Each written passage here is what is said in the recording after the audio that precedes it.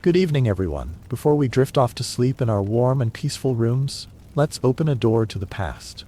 A life without heating, without telephones, and without soft quilts. There, the cold was not just a feeling, but a threat that lurked with every breath. Together, we will explore the extraordinary lives of medieval peasants. Seemingly ordinary people, but with a resilience and wisdom that we rarely recognize today. They were unsung heroes, living in mud and straw huts where each winter night was a battle for survival. There was no technology, no heating, no comforts, other than their calloused hands, a small fire, and a spirit that never gave up. From finding ways to keep warm with hay and cow dung, to sleeping close together with their families, even their pets, every detail of their lives was a testament to the extraordinary adaptability and endurance of humans. So, if you're listening to this from a warm blanket, with a soft lamplight and a cup of tea in your hand, allow yourself to imagine. What would it be like to spend a winter night without these things? In the bitter winter months of the Middle Ages, the life of a peasant was more than just harsh. It was a constant battle between man and nature, between life and the cold. In that world, the so-called home, their only shelter, is not a truly warm place. They were little more than flimsy shells cobbled together from whatever they could find around the village. Most peasant houses were built using the wattle and daub technique, thick bamboo woven together and plastered with a mixture of mud, straw, and animal dung. It was a primitive, cheap construction and easy to build by unskilled labor. But when winter came, the walls could not keep out the cold wind, moisture, or ice from all directions. Without insulation, without glass doors, luxuries for the poor, they could only use thin, hard, dry animal skins to cover the windows. But even that skin could not stop the piercing wind at night. The roofs were often thatched with straw, a cheap and readily available option, but they rotted, caught fire, and were especially prone to leaking. The winter rains were not heavy, but persistent and cold. Just a few drops of water seeping through the thatched roof were enough to numb the whole night. Not only water, but rats, a familiar enemy in every peasant house, often crawled under the thatched roof, then fell into the middle of people's sleep, like a harsh reminder that you are never really safe under your own roof. Worse still was the floor. Instead of bricks or wood, the floor was just a layer of hardened earth. In the summer, dust flew up. In the winter, the rain turned to cold mud. The damp floor soaked into clothes, shoes, blankets, and gradually into people's skin. It was not like the cold outside. It was slow, silent, but persistent and deep into the marrow. Rising from a sleep on the dirt floor, people not only struggled with the numbness of their limbs, but also with the thought, would they have enough strength to survive another cold day? The medieval peasant's winter was therefore not just about the weather. It was a comprehensive challenge from the roof, walls, ceiling, floor, air, and every corner of life. But what kept them going, from the survival instinct, was also the belief that spring, though late, would eventually come. In the cold of the medieval winter, people easily imagined the bitter wind outside, the leaky roof, or the fragile walls that could not retain warmth. But there was a silent, smoldering enemy that quietly crept into every joint, every breath. The floor.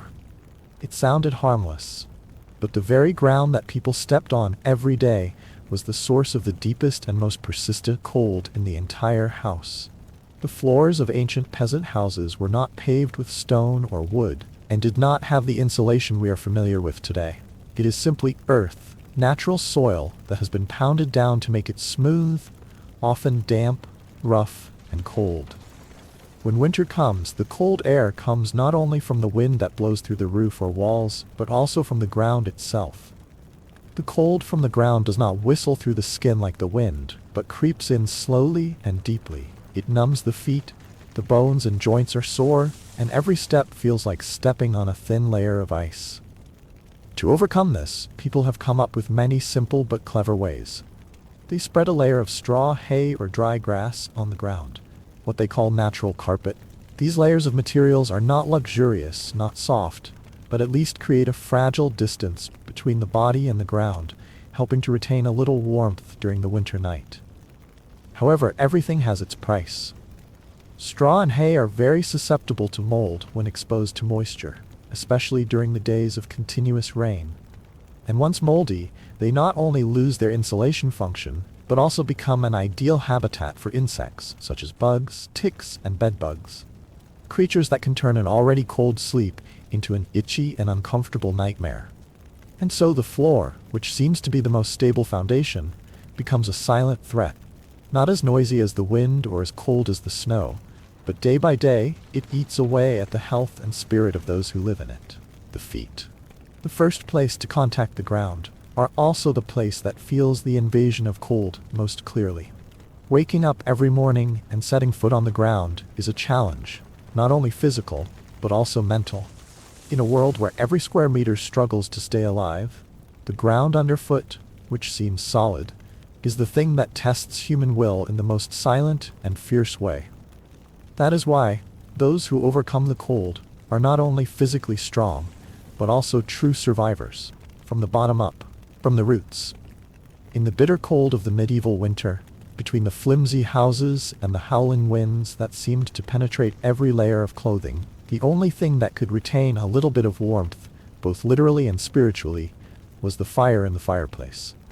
Although it was just a hollow pit filled with simple charcoal, the fireplace was still considered the smoldering heart of the house, where all family members gathered, shared, and fought against the cold outside.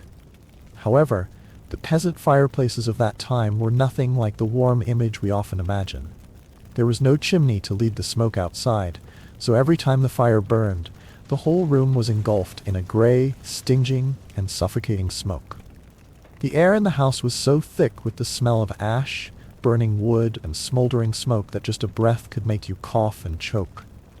But paradoxically, that very smoke, which seemed to be a threat to the lungs and eyes, inadvertently became a natural defense against other silent enemies: insects, fleas, mosquitoes, ticks. In a damp and cold environment, there was nothing more terrifying than being bitten or infected, and smoke, though toxic, was the most effective defense they had. When night fell, keeping the fire alive was a task that could not be neglected. The fire was not allowed to go out, not only because of the cold, but because it was the boundary between hope and despair. Therefore, they used a technique called fire banking, burying ashes and smoldering embers deep in the cold ash to retain heat overnight. That way, the next morning, they could just gently stir up the ash to start a new fire, without much effort or fuel. This was a very ingenious innovation, demonstrating the meticulous observation and ability to make use of every last bit of energy of the poor farmer. But the fire, no matter how small, needed someone to keep it. During the long, cold night, every member of the family, from the elderly to the young, had to take turns waking up to tend the fire. No one slept well, because the price of a deep sleep could be a morning without a fire, a worse cough, or even a person never waking up again. Keeping watch over the fire is not just a duty, but a silent ritual that shows love and responsibility, because every time a person wakes up in the night to add firewood, they are not only keeping the fire for themselves, but also keeping their family warm. That fire, dim, flickering, is the most vivid proof of human perseverance in the midst of the brutal winter. In a world without technology, without electricity, without conveniences, just a small spark is enough to hold on to life. And in that small act, keeping the fire from going out, people have preserved more than warmth. They have preserved hope, connection, and faith in tomorrow. In the bitter cold of the medieval winter, when the cold wind penetrates through every fragile wall, when the floor is as wet as a layer of underground ice, and when even a small fire cannot warm the whole house, people are forced to find the most primitive way to survive. That is the warmth from each other. With no other choice, the whole family, and sometimes even the pets, huddle together in a small space, lying close together like logs in a cold forest. On nights like these, the children and the elderly, the most fragile and vulnerable, are always placed in the middle, where it is warmest, surrounded by the bodies of the younger ones on either side. This arrangement is not accidental, but a practical survival strategy, reflecting the instinctive human protection of the weakest members of the group. The younger ones, with their greater endurance, will endure the cold more, lying at the edges like a living wall of flesh, blocking the draft and keeping the center of the makeshift nest warm. In such circumstances, the concept of privacy is completely erased. There is no private room, no private bed, no curtain or wall to separate. What used to be considered the bare minimum for personal comfort has become a luxury. All differences of age, gender, and emotions were erased. Because at that moment, only one thing mattered: surviving the night. And in that forced closeness, family affection was silently and intensely nurtured. No need to say it.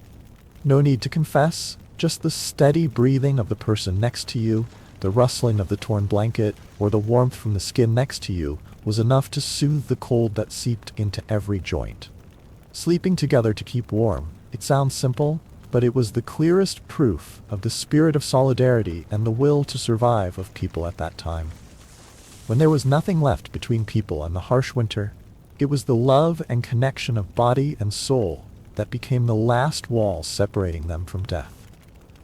And in the darkness of those cold nights, people found light, not from fire, but from each other. In the harsh medieval world, where every winter wind not only brought cold but also a warning from nature that no one was allowed to be weak, people were forced to make use of every possible resource to sustain life. And one of those practical, bold, and instinctive measures was to bring animals into the house, not to raise, but to sleep with. To us today, the idea of sleeping with cows, goats, pigs, or even chickens may seem strange, even unhygienic.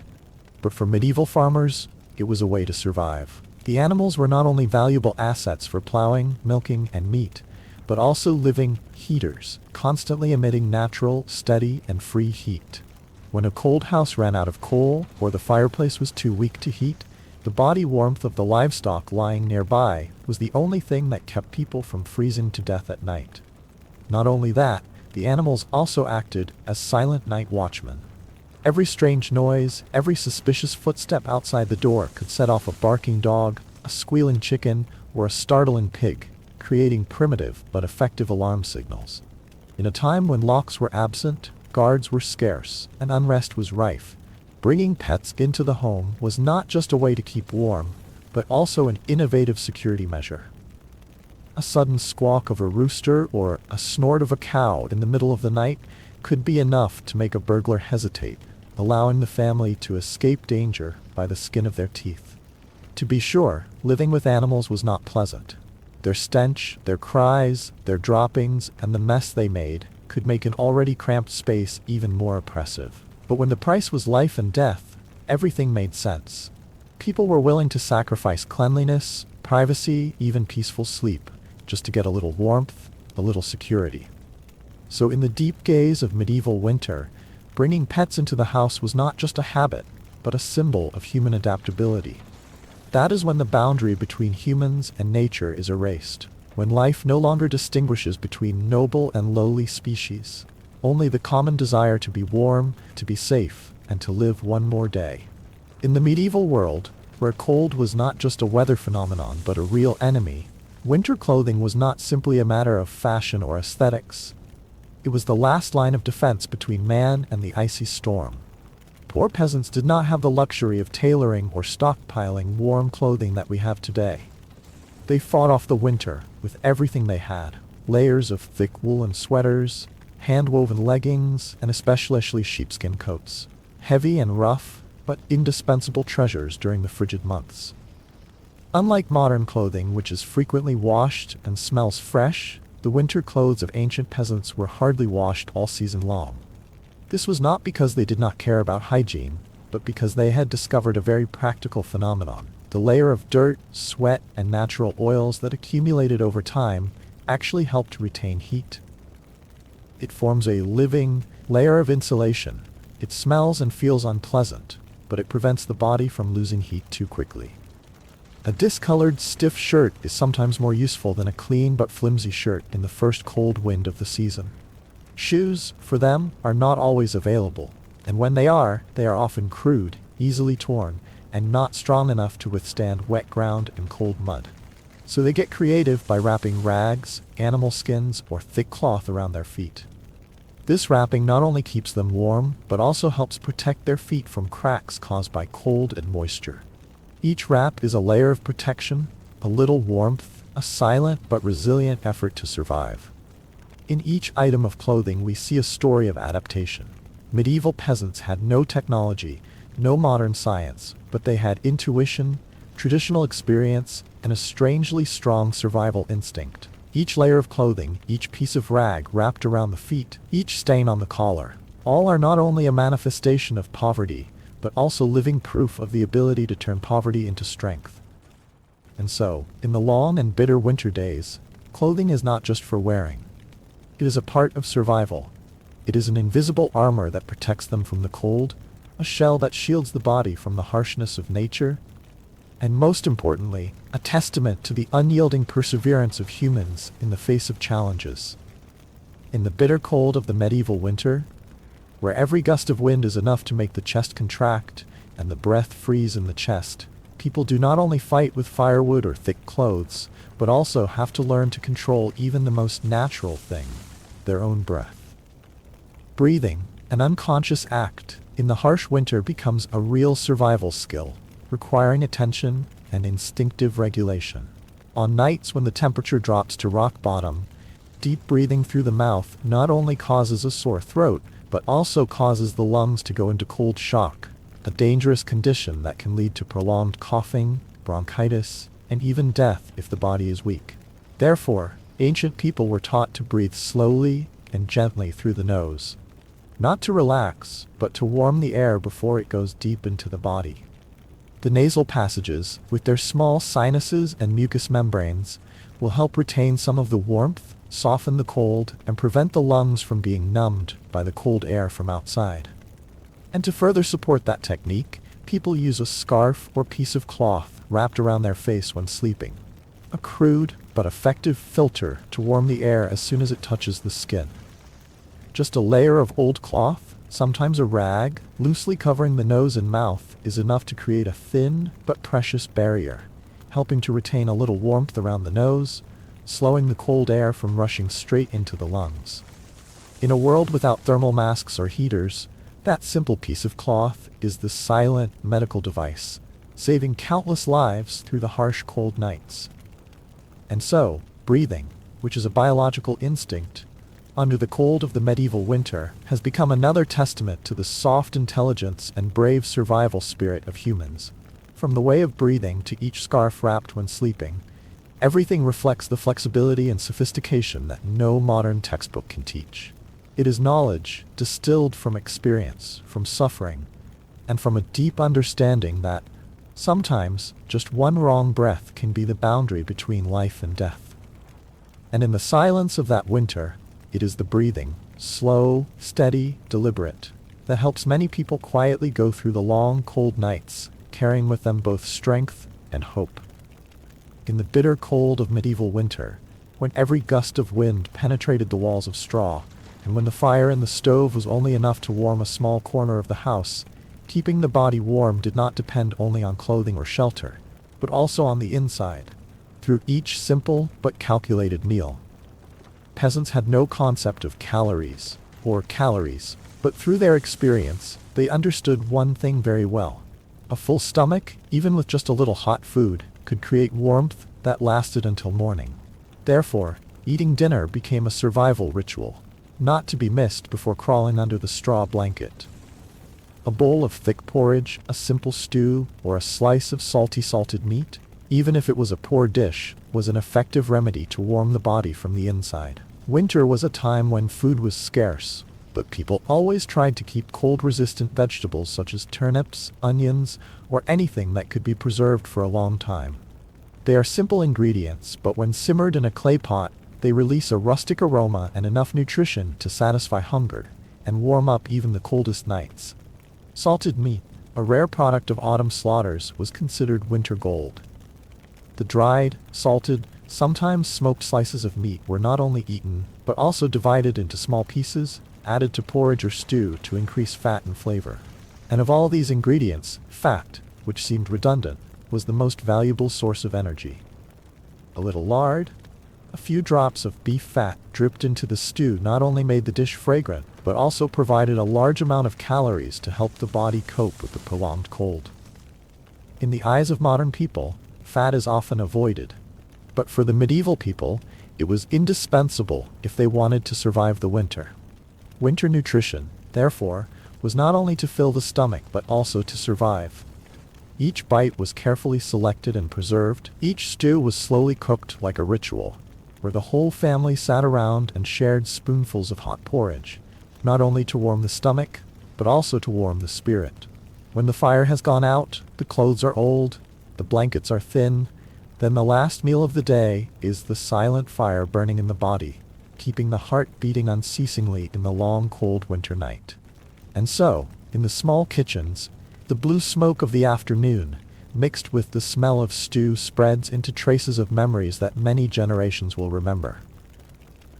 It is not only a feeling of fullness, but also a testament to the wisdom of the poor, who know how to turn little into enough, and turn poverty into the strength to sustain an entire winter. When the winter nights cover the medieval countryside with cold darkness and silence, when the sound of the wind whistling through the thatched roof sounds like a terrifying whisper from the invisible world, then within four fragile earthen walls, people, no matter how resilient, still cannot help but feel small and helpless. In such circumstances, when the firewood is not enough to warm, when all material efforts seem to reach their limits, people turn to their last refuge, faith. Belief in the life of medieval peasants was not a formal ritual, but a part of their flesh and blood, an essential need equal to food and clothing.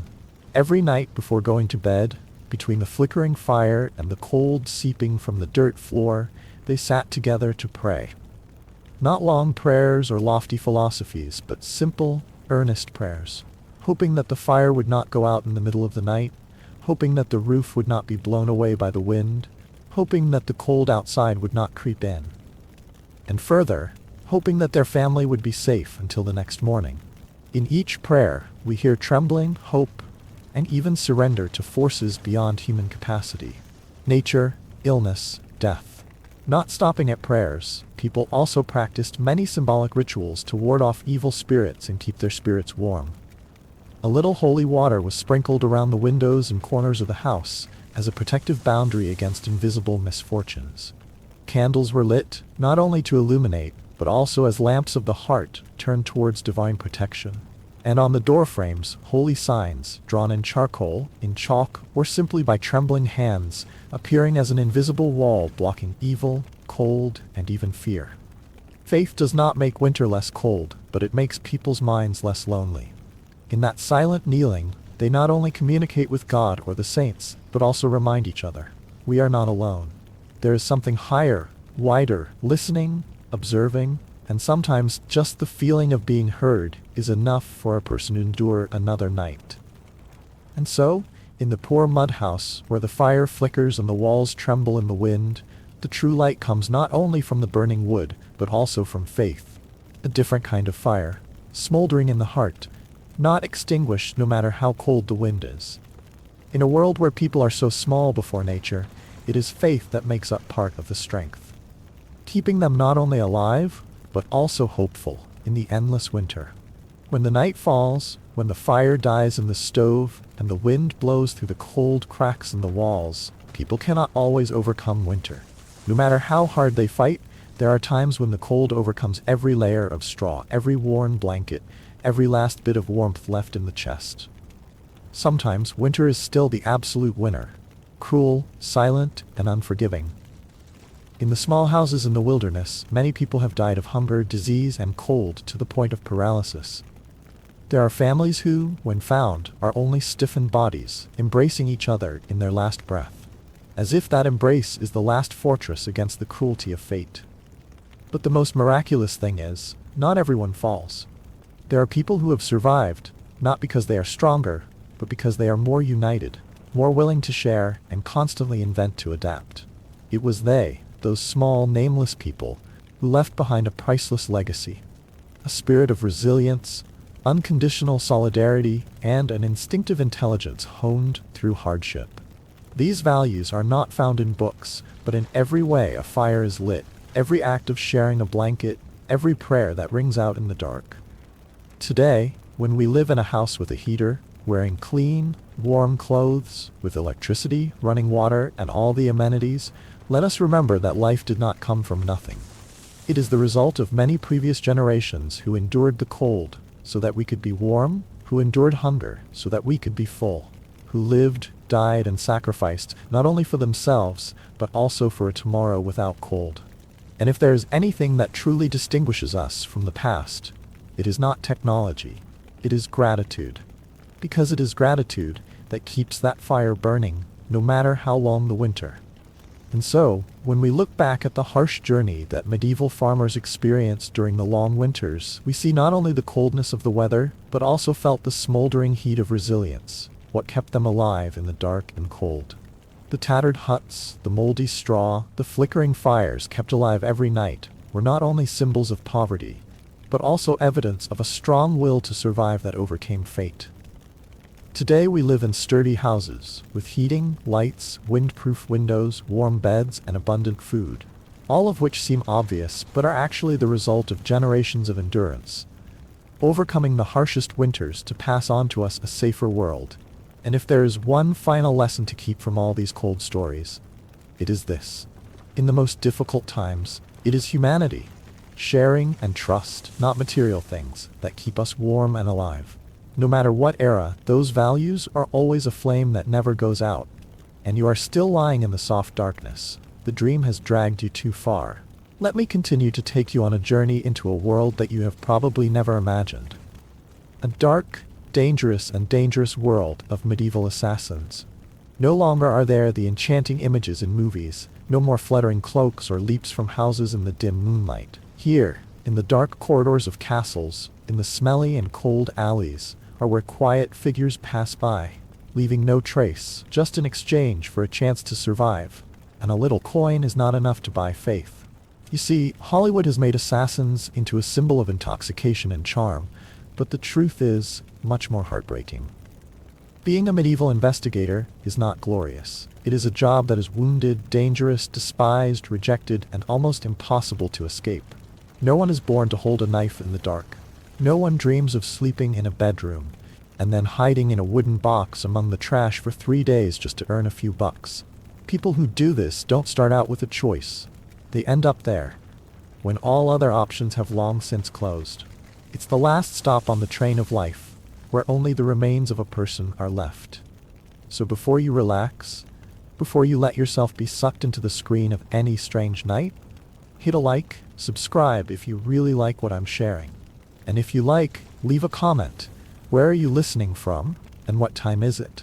It's always interesting to me to know that I'm telling stories to people from all corners of the world. Now turn off the lights, turn on the fan that creates a gentle breeze in the background, and join me on this strange journey of the night. But first, there is one thing you need to understand. No one in the Middle Ages woke up one day, yawned, and thought, "Today, I want to go cheer on a noble lord in exchange for 12 silver coins and the honor of sitting in a strong straw for 3 days." No one chose this profession out of passion. Becoming an assassin was not a career. It was a sign that your life had hit rock bottom, had fallen into a dark place where there was still honor, a semblance of a future, and sometimes even your own will to cling to. The assassins of that time were not martial arts masters trained in ancient monasteries, nor were they figures with lofty principles of life and death. They were outcasts. Maybe a warrior who was dispossessed after a lost battle, maybe a bandit who was beaten to death for stealing bread, or worse, someone who had a family, a name, a place, until he decided to kill them all and take them deep into the great beyond. If you had a small plot of land, a skinny goat, or just a small position in the village, you would never become an assassin. No one would trade their calculating life for a few blood coins if they had anything to lose. But if you had just escaped from prison, were considered a disaster by the whole village, and had the skill to sneak into the tavern without anyone noticing, congratulations, tomorrow night you might hear a whisper and a bag of silver slide across the table. And no, the target name was never Bob the Mustard Farmer. The names were always given with a tangle of columns, a ruin ahead, a fat target sitting on a golden peak, a nobleman with 3 levels of defense and a moat full of crocodiles. You are not hired to clean up the smell. You are hired to relax, quietly and without leaving a trace. The price you pay is not just blood. It is loneliness. It is humorless fear. The truth is that you are never allowed to tell anyone what you do for a living. Especially when you are sitting in a crowded inn. You cannot say, "I am a carpet peddler," with blood still pinned to the hem of your shirt. You learn to lie, and eventually lying becomes the only thing you breathe. Your identity becomes a mask you can never take off. Many people think that being an assassin in the Middle Ages was a choice, a dark but active path, a secret profession hidden in the shadows.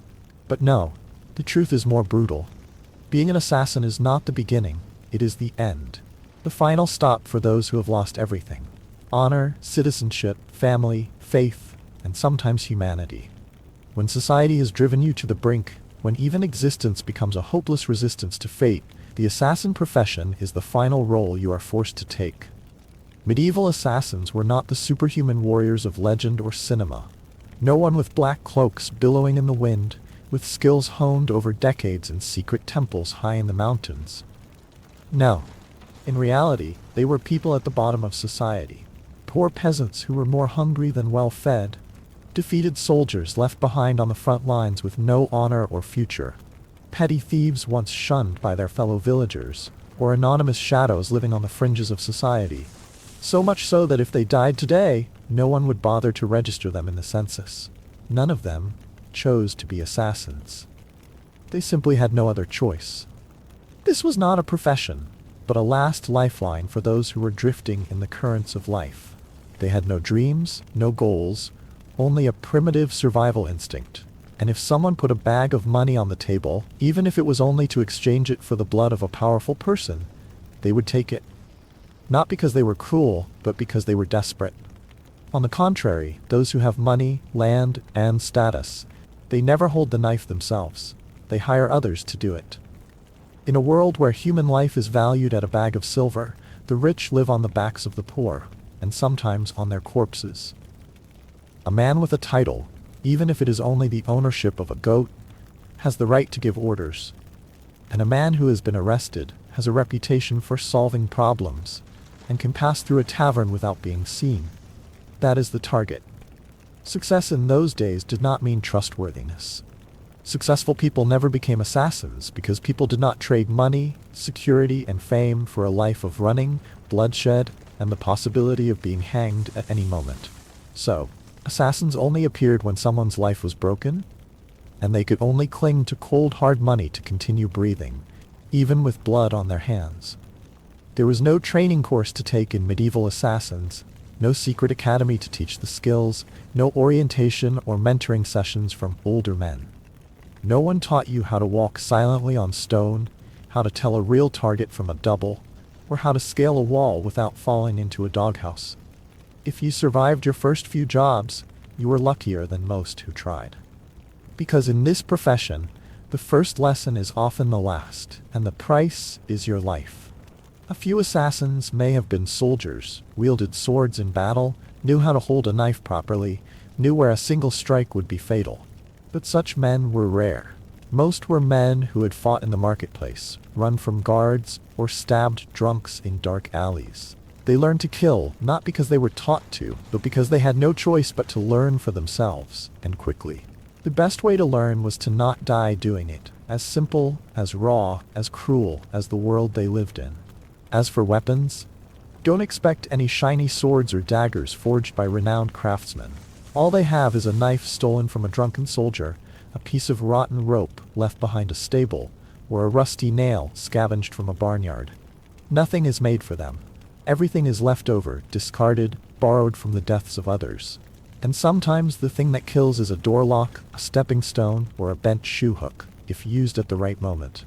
Assassination, in theory, is a neat, quiet, quick, clean act. But in practice, it's a strange combination of luck, recklessness, and purposeful negligence. You do it not because you're good at it, you do it because you have to, faster than you can shake, out of sight before anyone can see you through the slits of your hat. There's no ceremony, no test, no medal. It's just you, the chipped knife, and the sound of your labored breathing in the dark. And if you live to tell, congratulations, you've passed the class no one else wants to take. Money, in the world of medieval assassins, is always an alluring flame, but also a deadly trap set in the darkness. The deal seems simple at first. Half up front, half after the job is done. A small bag of silver, enough to last a few weeks, enough to dream of a new start in a foreign land. But it's just a word. And words, in this business, are worthless when the speaker has disappeared or is silently waiting with a knife in hand. The harsh truth is that assassins often never get their money back. When the job is done, they are not greeted with a thank you or a handshake. What they face is often a stab in the back. Sometimes literally. In the eyes of their employers, assassins are no longer useful. They are a risk. The only ones who know who gave the orders, who wanted the bloodshed, and who is laughing in the dark. And nothing cleans up like a second body. Killing someone to cover up a lead is always cheaper than keeping a promise. Worse, there are contracts that are actually traps set by politicians. The assassin is hired to kill a seemingly dangerous target, but in reality it is just a decoy. A name that is not really important, well protected, and always watched by a few dozen pairs of eyes. When the blade is raised, the trap is closed. The assassin is caught in the act. Not because the action failed, but because every move was calculated in advance. They are the pawns that are sacrificed, and the price is their own life. So with each job, the assassin learns a cold lesson. Trust no one. Trust no one who hires you. Trust no promises. Trust no untouched bag of money. In this dark world, money is bait, and bait always comes with a hook. The smart one will ask for the full amount up front, check every penny, and still have an escape route ready. But even if you get the money, there is no guarantee that you will still be alive tomorrow to spend it. Because in the eyes of the world, you are not a person. You are just a problem that has been completed and needs to be cleaned up. The weapons and tools of a medieval assassin were not the flashy ones one might imagine in comics or movies. There were no ornate silver swords, no blades that popped out of their wrists, or specially crafted tools crafted in secret underground dungeons. In fact, everything they owned was makeshift, simple, and as dirty as their lives. Their weapons, if they could be called weapons, were often a rusty knife picked up from the battlefield or stolen from a drunken sentry. An old rope, a rope of some sort, perhaps a rope of some sort, or a chain of some sort, that, if wrapped properly around a man's neck, could be an instant death sentence. Sometimes it was a large iron nail, with a rough stone tip, used to stab a vital spot in the one moment when darkness and surprise were on their side. It was the art of exploitation. Anything hard enough, sharp enough, stealthy enough to escape detection could be used as a murder weapon. And since assassins can't carry around an arsenal like they do in fantasy games, they have to get creative. Weapons are often hidden in the soles of shoes, wrapped in bread, or cleverly tied under tattered cloaks, not for style, but for survival. They all have to be small, discreet, and fast enough to not be snatched away before they can strike. As for poisons, the seemingly sophisticated and magical stuff of legend, they were actually a cruel game of chance. No one taught them how to make them. There were no standard recipes, no proper dilution ratios, no hotlines or effective assassination for beginners manuals. They learned from hearsay, from experimentation, from watching others vomit blood, or... it didn't matter. Sometimes what they thought was poison just made their victims sleepy. Sometimes the assassins themselves drank the poisoned wine and died before their targets. The scariest thing was not the poor weapons, but the fact that they knew all too well. If the tools broke mid-work, there was no one to help. There were no engineers to repair them, no replacements. A chipped knife, a broken piece of string, a shaky hand while tying a knot, all of it could turn them from predator to victim. And so the only thing they could do was keep things as simple as possible, pray that their weapons wouldn't betray them, and hope that, on the next kill, the cheap tool they carried was still sharp enough not to betray them at the last minute. In medieval assassins, the targets were never the weak, the isolated, or the careless. No one paid to kill a candlemaker, an old goatherd, or a drunkard sleeping in a dark alley. The names whispered over the bars, the small pieces of paper tucked into a silver bag, always powerful men, who were guarded and never slept without triple locking their doors. It could be an autocratic lord with too much gold, a bishop too close to the political power, or a local official someone wanted to replace at any cost, as long as it was not equal. And because they were important, approaching them was a nightmare, written in stone, iron, and blood. These men did not live in thatched huts. They lived in fortresses, castles with hourly patrols, wooden stairs that creaked when stepped on incorrectly, hunting dogs trained to sniff out strangers, and hidden traps that only their closest servants knew the safe path to. Even their food was tasted in advance by servants or animals. Every step of the assassination mission was a death game. Assassins who want to get close to their targets blend into their surroundings like a shadow. They must pretend to be new servants, guards, sometimes even mendicant monks. But to do that, they must learn the name of the cook's cat, who washes his hands in the western well, who sneaks a bite of salted meat after dinner. A slip of the tongue, a misstep, even a glance too long, can be detected and paid for with a spear through the chest. And the scariest thing is, no matter how prepared, the slightest mistake, a cough, a too hard exhalation, a stone rolling underfoot, can bring it all crashing down in an instant. There is no room for spontaneity in this profession. There is no chance of doing it all over again. One move, one moment, and if it fails, the price is not the loss of a job, it is the loss of a life. No one will know you if you succeed, but everyone will know who you are if you fail. And no one will forgive a knife-wielding assassin whose hand trembles in mid-sentence. Disguise, for medieval assassins, was not the elaborate performance art of elaborate masks, tight black cloaks, or tailored suits that are so romanticized in crime movies. In fact, disguise was a quick survival game, assembled from the remains of the dead. A musty, oversized monk's robe, a bloody guard's uniform with the name of its previous owner still on it, or a tattered hat whose previous owner had probably been hastily buried by the side of the road. That was real disguise. There was no one to help you put together your outfit, no tinted glasses, and no time to look in a mirror. You wore what made you disappear into the crowd, no matter how smelly or dirty. But wearing the clothes is one thing, living in them is another. Pretending to be a gardener means knowing how to hold a hoe properly. Pretending to be a monk means reciting at least some basic mantras.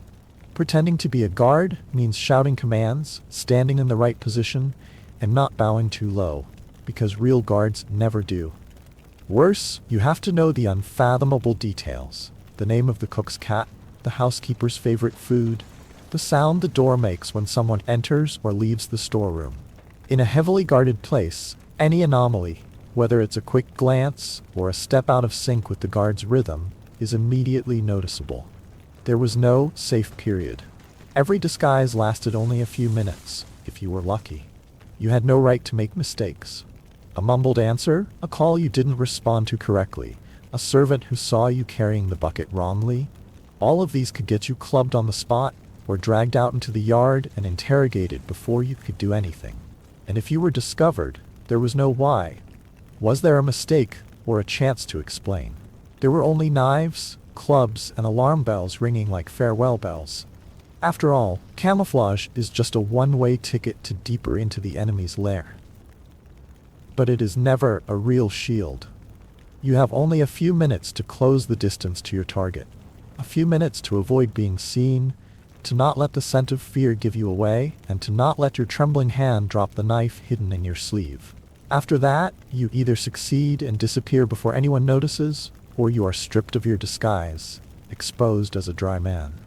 In the world of medieval assassins, there is no such thing as a team or an organization, as in the romantic myths.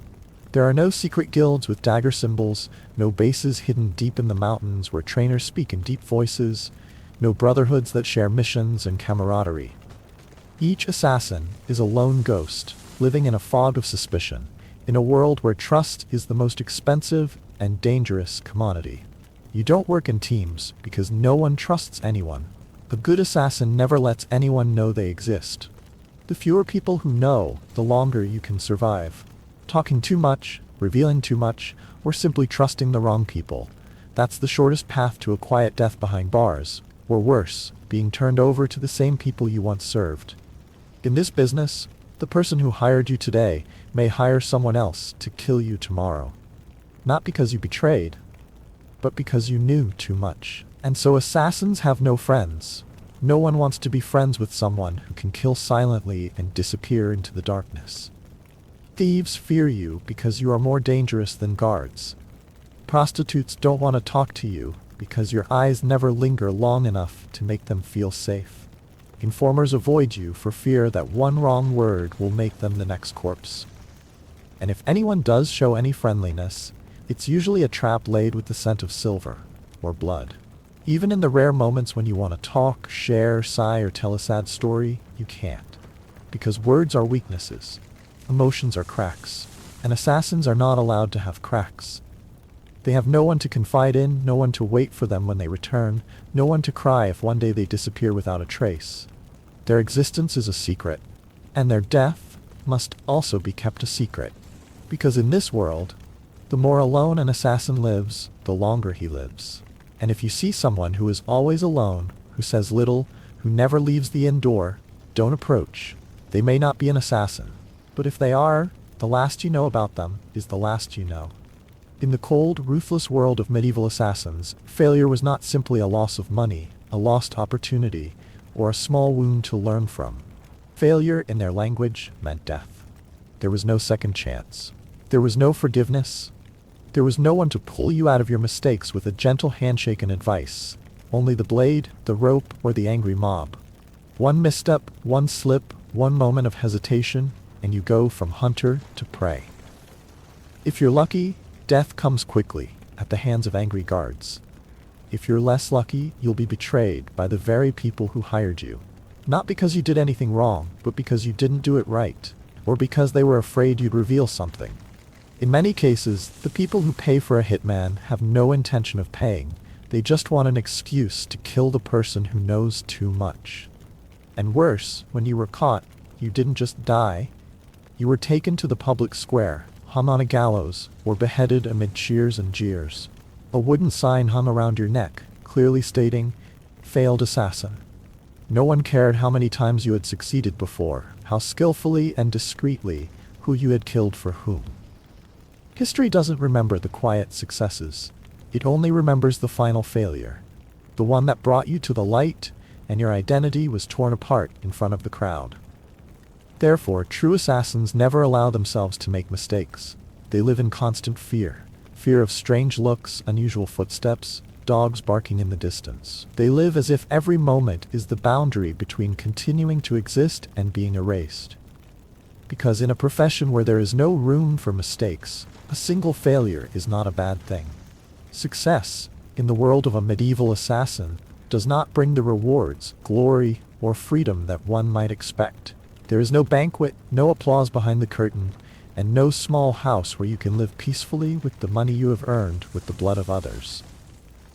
When the blade pierces the heart of the person you are hired to kill, the assassin does not stand there and enjoy the moment of victory. He runs, and he will continue to run, not for a few hours, but for the rest of his life. Killing someone is like turning yourself into a secret that needs to be erased. No one wants someone who knows too much about intrigue, power, and personal grudges to be alive and ready to talk at any time. Even if the assassin does everything they promise, it is the people who hire them, the ones who stand behind the curtain, the ones who smile at banquets when the body is still cold, who are the first to want to clean up the mess. And in that game, the assassin is never a player. They are a pawn, and pawns never survive. No one carved the names of the assassins into stone. No one erected statues or wrote histories about the men who had silently killed the enemies of the kingdom. They were but passing shadows, unknown, unacknowledged.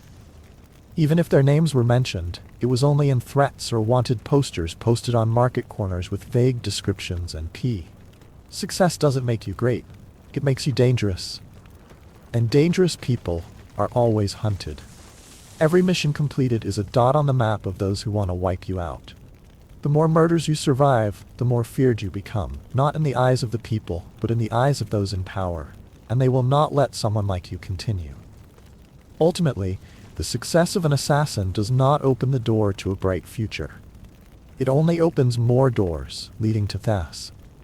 In the heart of medieval society, where darkness was not only the absence of light, but also the abode of nameless fears. The image of the assassin was not limited to the role of a murderer. They were seen as evil entities, beyond the category of ordinary humans. When unable to explain why a person died suddenly in the middle of the night without leaving a trace, people began to make up stories. Not based on truth, but on distorted beliefs born of fear. The villagers whispered that the assassins were not just men. They were black magicians who could shapeshift into black dogs, the shadow of crows, or cold winds that howled in the rain at night. They believed that they could talk to ghosts, making deals with souls in exchange for the ability to be invisible at night and kill without anyone hearing their screams.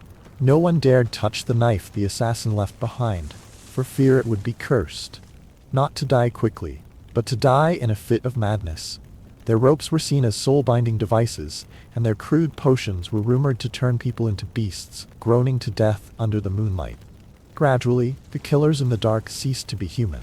They were called eyeless men, shadows of death, or the breath of hell. And so, no one treated them as rational, emotional, fear-ridden human beings.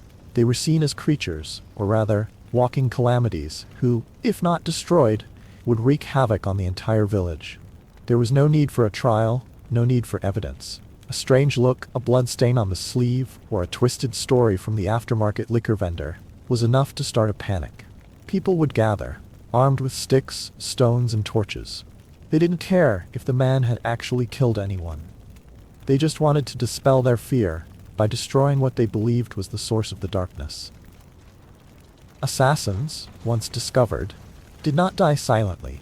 They died amid screams, crackling wood, screaming rocks, and the glares of people who didn't necessarily hate them, but were simply too afraid to know right from wrong. And so, from being a shadowy figure, the assassin becomes the embodiment of the very fear that society cannot name. They are hunted not only for what they have done, but also for what others imagine they are capable of.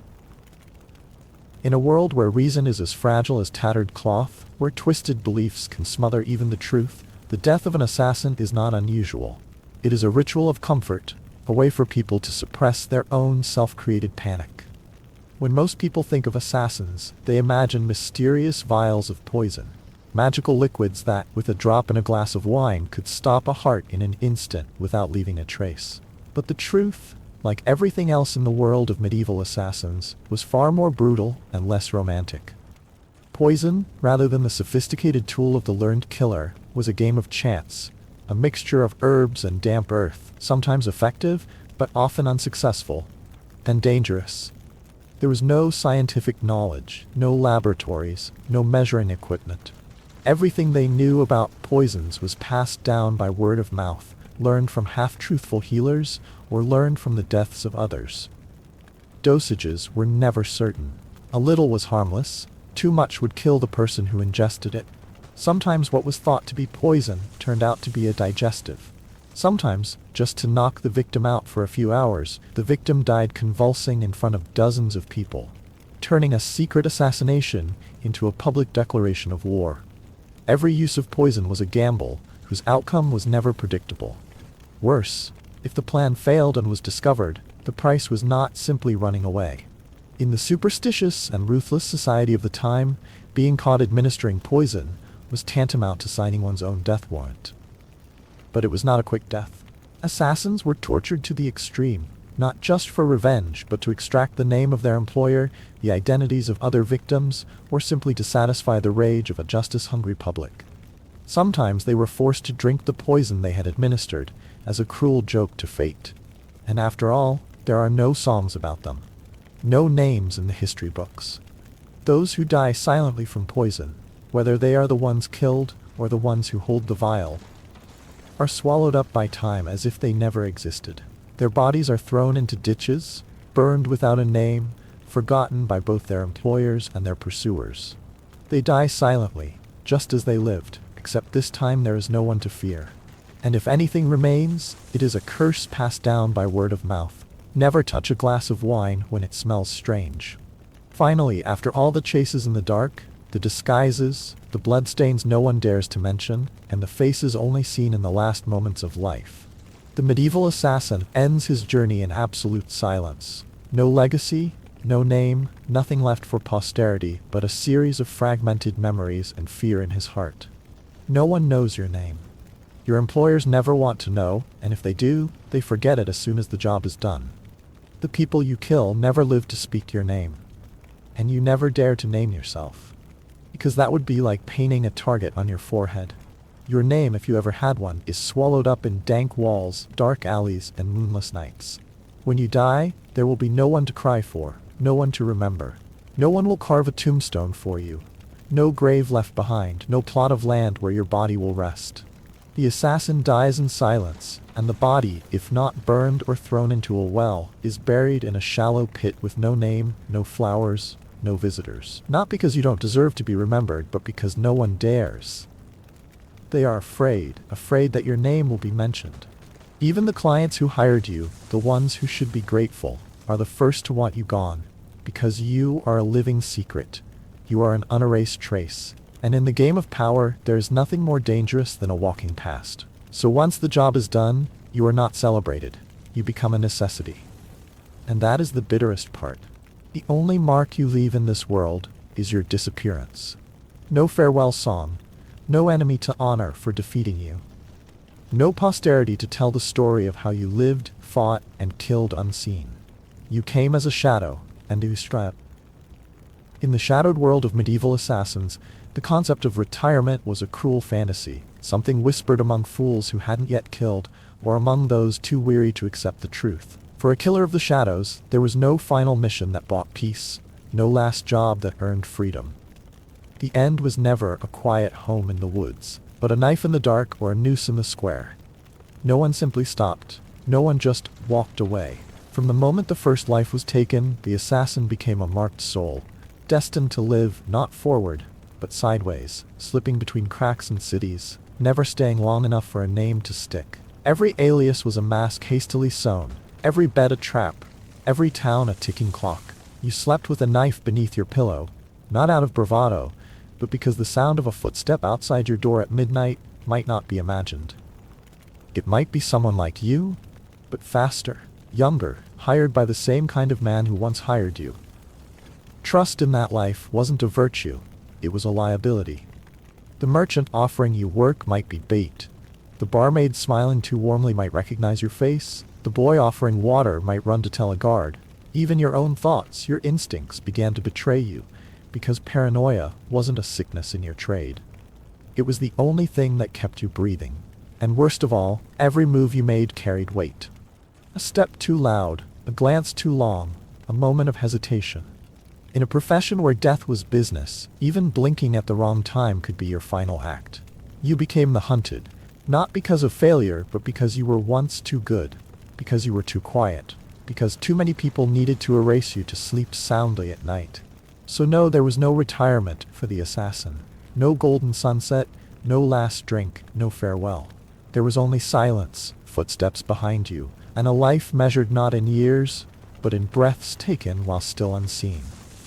And now, when you have quieted your mind, when all the noise of reality has receded behind like waves crashing on an old sandbank, let me continue to take you on another journey together, leaving the modern world, full of electric lights, Wi-Fi and air conditioning, to turn back the clock thousands of years, back to the distant banks of the Nile, where an ancient civilization once stood in the middle of the desert with giant pyramids, powerful pharaohs and gods, who silently observed your every breath, every smallest action. But don't let the glittering gold masks and magnificent temples fool you. Behind that halo is a harsher reality than any film has ever recorded. A world where the heat not only makes you sweat, but can cook you in the thin linen shirt you are wearing.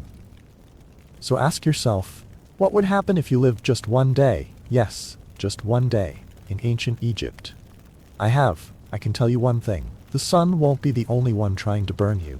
If you can, turn on a fan to create some soothing background noise, like the Nile whispering through a reed roof. And we'll continue our journey tonight to ancient Egypt, a land of pyramids reaching to the sky, gods with animal heads, and a light, not a divine light, but an ultraviolet light, that is always ready to shine straight at you like a warning from the universe. When the first rays of the day hit the land of ancient Egypt, it was not the gentleness of dawn, but a fierce heat, as if someone had pulled the sun closer to the ground. In a world without curtains, without air conditioning, and without shade, mornings here began not with an alarm clock, but with a sweltering heat that woke people up in sweat and fatigue. Ordinary people lived in simple thatched huts, with straw mats spread directly on the dry ground. No beds, no soft pillows, no other comforts to protect against the elements. Even in the early hours of the day, the heat was enough to make the air heavy, like an invisible blanket covering everything. It was a slow, relentless harshness, not loud, not sudden, but persistent and unforgiving. They had no sunscreen, no sunglasses, no wide-brimmed hats to shield their skin from the scorching sun. And there was no choice but to continue working, in the sun, on the sand, in the hot wind. In such circumstances, the ancient Egyptians turned to the most instinctive and primitive, protective means. They smeared mud on their skin, creating a natural film that could help cool and prevent the skin from burning. Some even used crocodile dung, a strange material that today makes people shudder, but in that era it was believed to have sun protection, repelling insects, or even sacred. Were these measures really effective? Perhaps not by modern standards. But what was more important was the will and effort of humans to adapt. In an environment where nature seemed to have only one purpose, to test endurance, the Egyptians still found a way, no matter how primitive, no matter how strange, to continue to survive. It was not just an act of resistance to the weather, but a profound expression of resilience. Humans, small and fragile as they were, always found a way to survive. From the first grain of sand in the desert to the first scorching rays of the morning sun. In the life of the ancient Egyptians, the Nile was more than just a stream. It was the soul of civilization.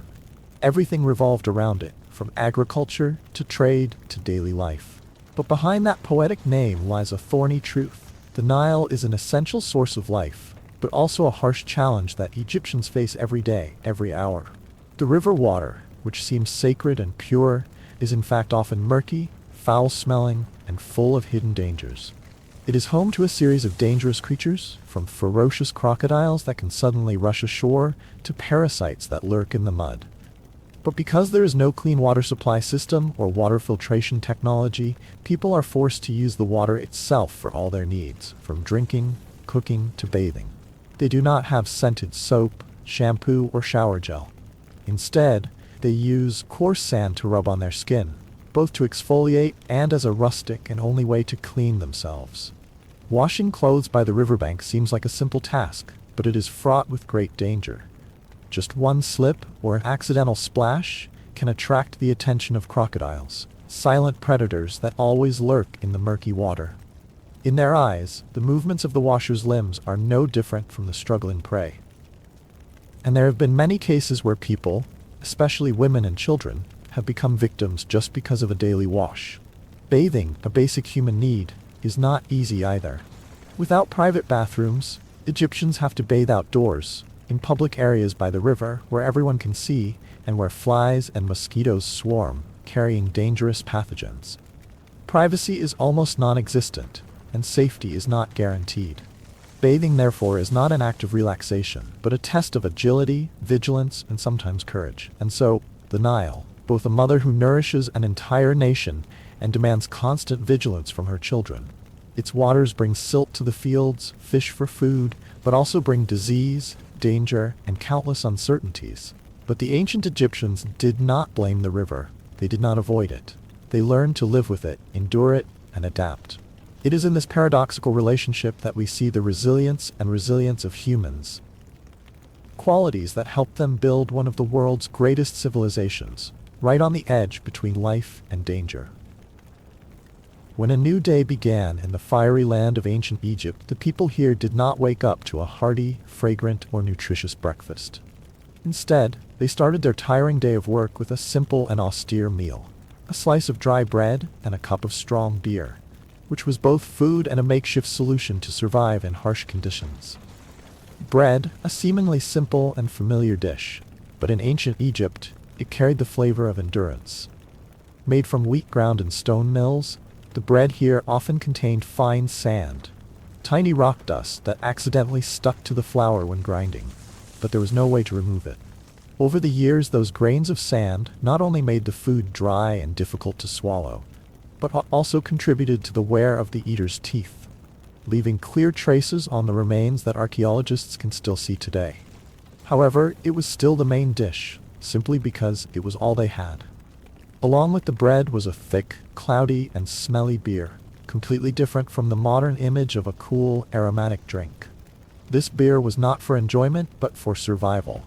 In the context of the Nile water, filled with pathogens and dangerous impurities, naturally fermented beer from grain became one of the less risky options for sustaining life. Not only did it provide quick energy from carbohydrates, but it was also considered the most rustic form of clean water. Not very easy to drink, but at least safer than drinking raw water from the river. On lucky days, that breakfast could be improved a little by an onion or a few dates. A rare sweetness between the bland and astringent taste of the poor meal. These foods were not only a meager source of vitamins, but also a small joy in everyday life. A change of taste, a brief moment of comfort before plunging into hard work under the scorching sun.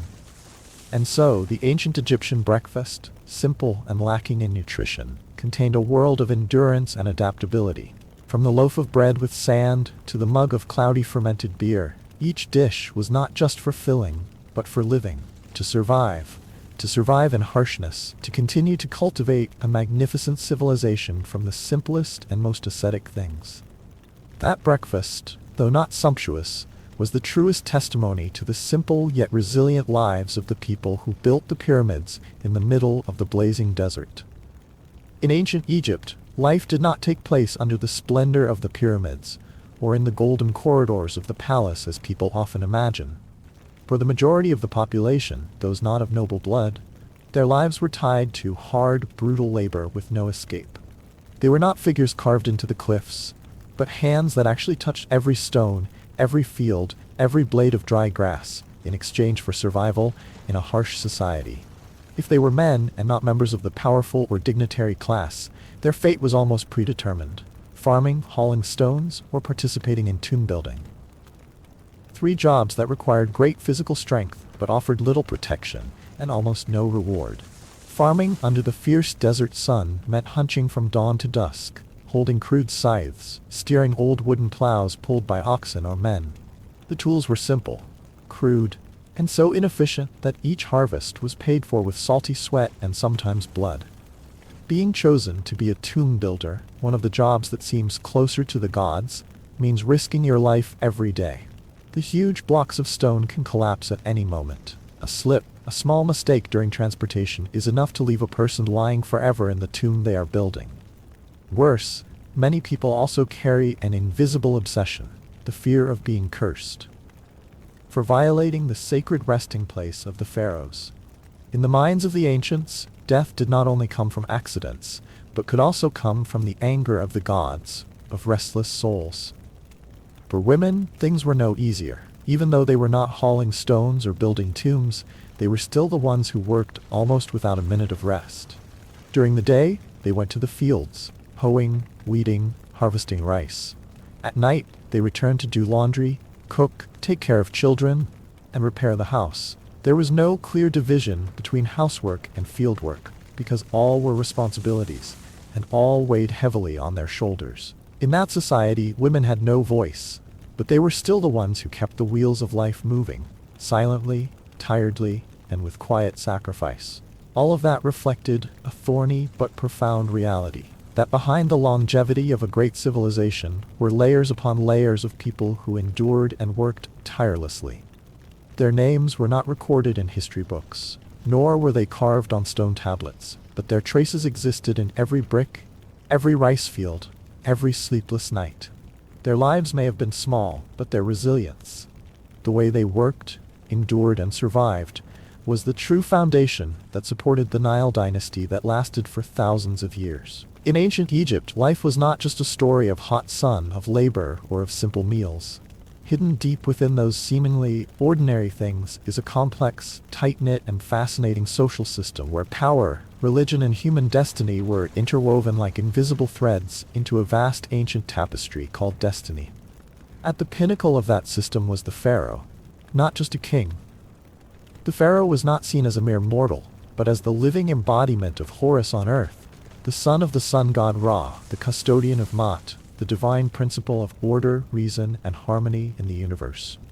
And when a ruler was seen as a god, any criticism, any sigh about the hardships of life could be seen as an act against the gods, as blasphemy, as rebellion. To complain about the work of the fields or the famine of the drought was not only an insult to the ruler, but also a breach of the sacred fabric of the world. And in a culture where any disturbance could cause a catastrophe, flood, famine, plague, silence, obedience, and faith were almost mandatory. Ordinarily, the pharaoh was never seen by ordinary people.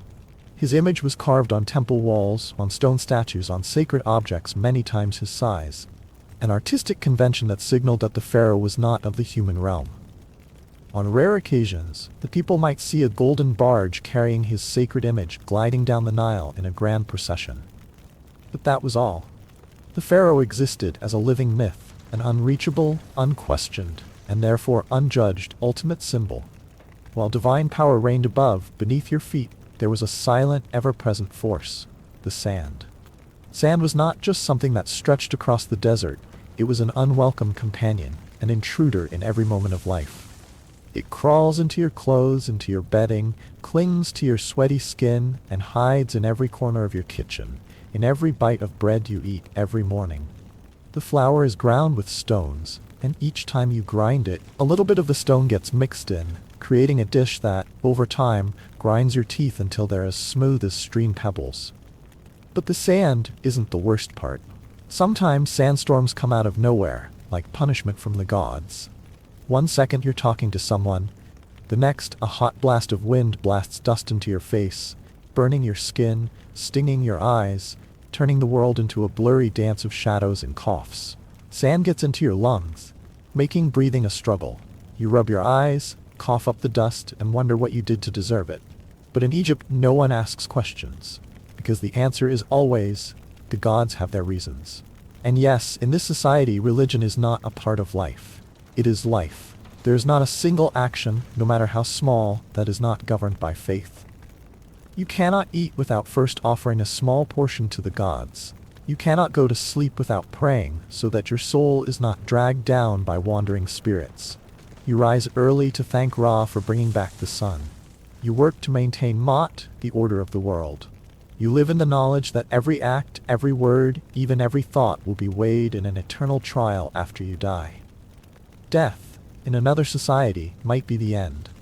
But in ancient Egypt, it was only the first part of a long journey through the afterlife. There, your heart is weighed against a feather, a symbol of truth and justice. If your heart is heavier, that is filled with lies, malice, betrayal, you will be swallowed by a horrifying creature. The head of a crocodile, the body of a lion, the legs of a hippopotamus.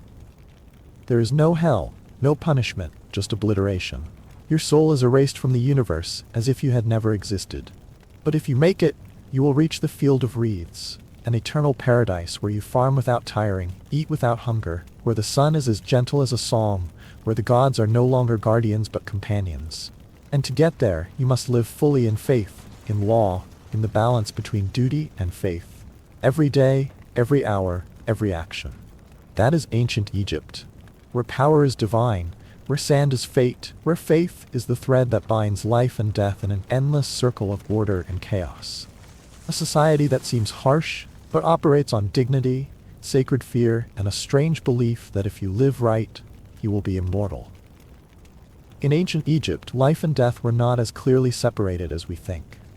Between those two markers lies a gray area where wounds are treated with magic, where unseen spirits can cause stomach aches, and where an amulet can carry as much weight as a diagnosis. Medicine here is a strange blend of observational knowledge and spiritual belief. The healer is someone who can both drain abscesses with a copper blade and whisper incantations to ward off the malevolent spirits that inhabit the spleen. Medicines are a mixture of the rational and the irrational. Honey, which actually has antibacterial properties, mixed with mold, the original source of penicillin, and sometimes animal dung or lizard blood. Because the ancients believed that the strangest things are often the most powerful. And if you have to undergo minor surgery, forget about anesthesia. There are no anesthetics, no breathing tubes, no heart monitors. With only a sharp knife and a friend to hold you down by the shoulders as you grit your teeth and groan on a mud brick, all under the auspices of the healing gods. In every ritual, from childbirth to healing, from banishing evil spirits to sewing up cuts, amulets are worn as spiritual armor. No one believes that the body can heal if the soul remains threatened. So a carved piece of stone, a sacred tattoo, or a spell tied around the neck was not just jewelry, but the most comprehensive protection an ordinary Egyptian could possess. In this dangerous world, Egyptian women walked as silent pillars of society. Unlike many other ancient civilizations, women here had rights that might surprise modern people. They could own land, sign contracts, divorce their husbands, and even sue a man in court. On paper, that sounded progressive. But the reality was much harsher, because rights did not mean freedom from labor or pain. A woman often rose before dawn, ground grain by hand, carried water from the Nile, cooked, tended children, fed livestock, and sometimes helped her husband in the fields, all while pregnant. When it was time to give birth, a sacred but dangerous moment, there was no hospital bed, no doctor, no painkillers, no sterile delivery room. She gave birth on the hot ground, with incense, prayers, and a faint hope that her body would be strong enough to survive the moment. And even when the birth was safe, there was no rest. Before the baby had stopped crying, the mother's hands were pounding grain, weaving, swatting away flies, wiping sweat with the hem of her shirt. It was a daily reality, not captured in murals or sculptures, but the steady pulse that kept this society alive.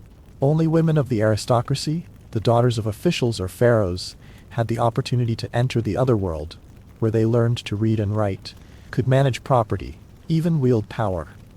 Some of them became priestesses, temple wardens, or, in the rarest of cases, pharaohs, like Hatshepsut, who ruled with power and wisdom equal to that of any male king. But for the vast majority of Egyptian women, status was just a line in the law. Real life, a line in the dirt, in cracked pots, and in the sighs of the night when she lay down beside her infant, her hands still smelling of onions and sweat.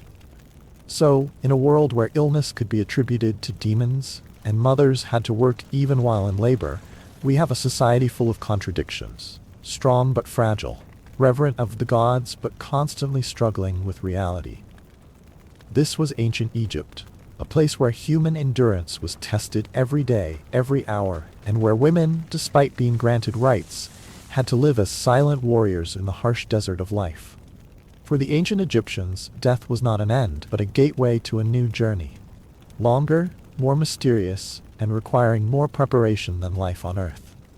They did not view death as something to be feared, but as a sacred transitional state where the soul had to pass a series of tests to enter paradise, the field of reeds, a glorious and peaceful land where the harvests were always bountiful, the rivers flowed peacefully, and people lived in eternal happiness. Because of this strong belief, the Egyptians spent their whole lives preparing for death.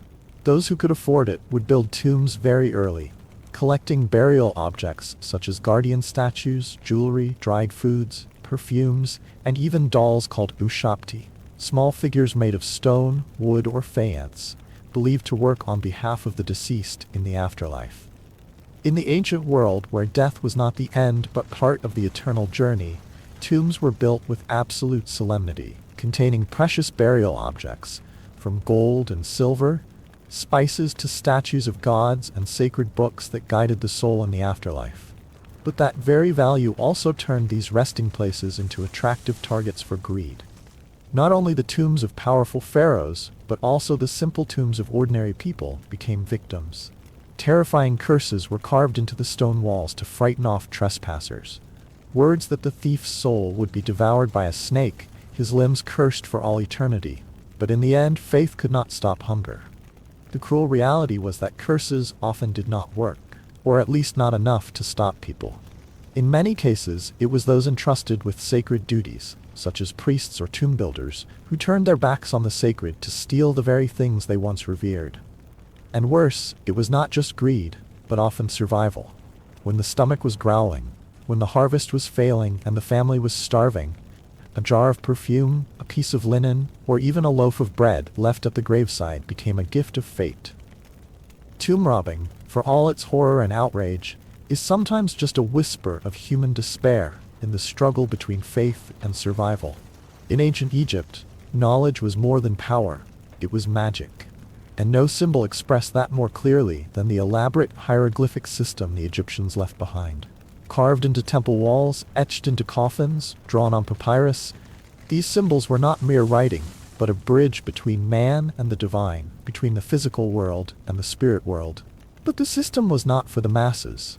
Reading and writing were considered special sacred skills, a privilege reserved for a few, rigorously trained from childhood. The scribes and scribes. These people did not drag stones or plow fields in the sun, but sat in the shade, recording books, laws, prayers, and the names of both the living and the dead. And that's where the real power lies. For in Egyptian belief, a person's name was the part of their soul that was tied to their eternal existence. Writing someone's name was like giving them immortality. Conversely, to erase someone's name was not simply to erase their identity. It was to erase them from the universe, to erase their soul forever.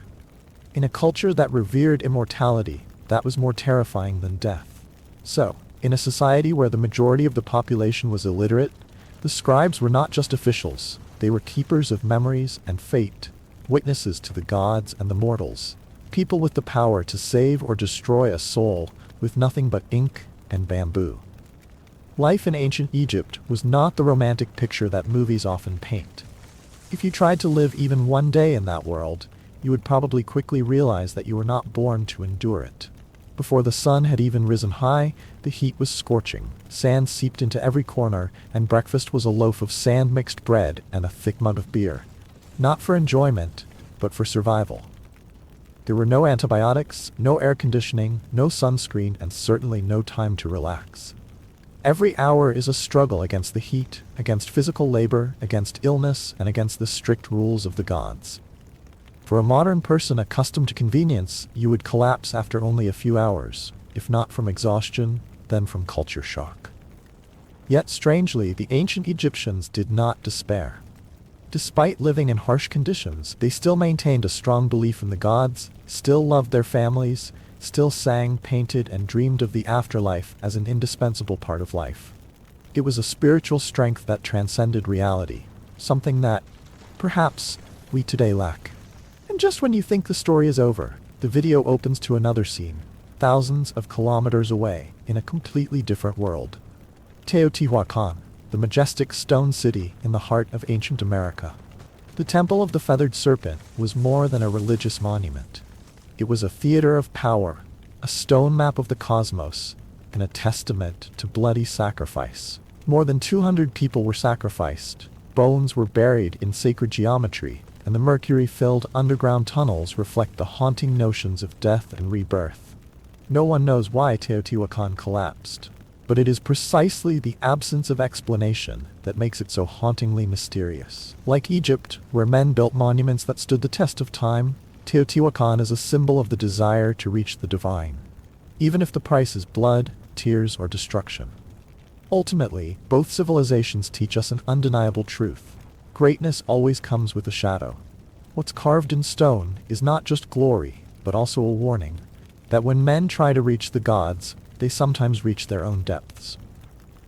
So we've lived a day in ancient Egypt, and if you're still here, you survived, in spirit. Physically, probably not, because the reality is no air conditioning, no shoes, no clean water, no Advil, just the sun, sand, flies, and a pile of gritty bread.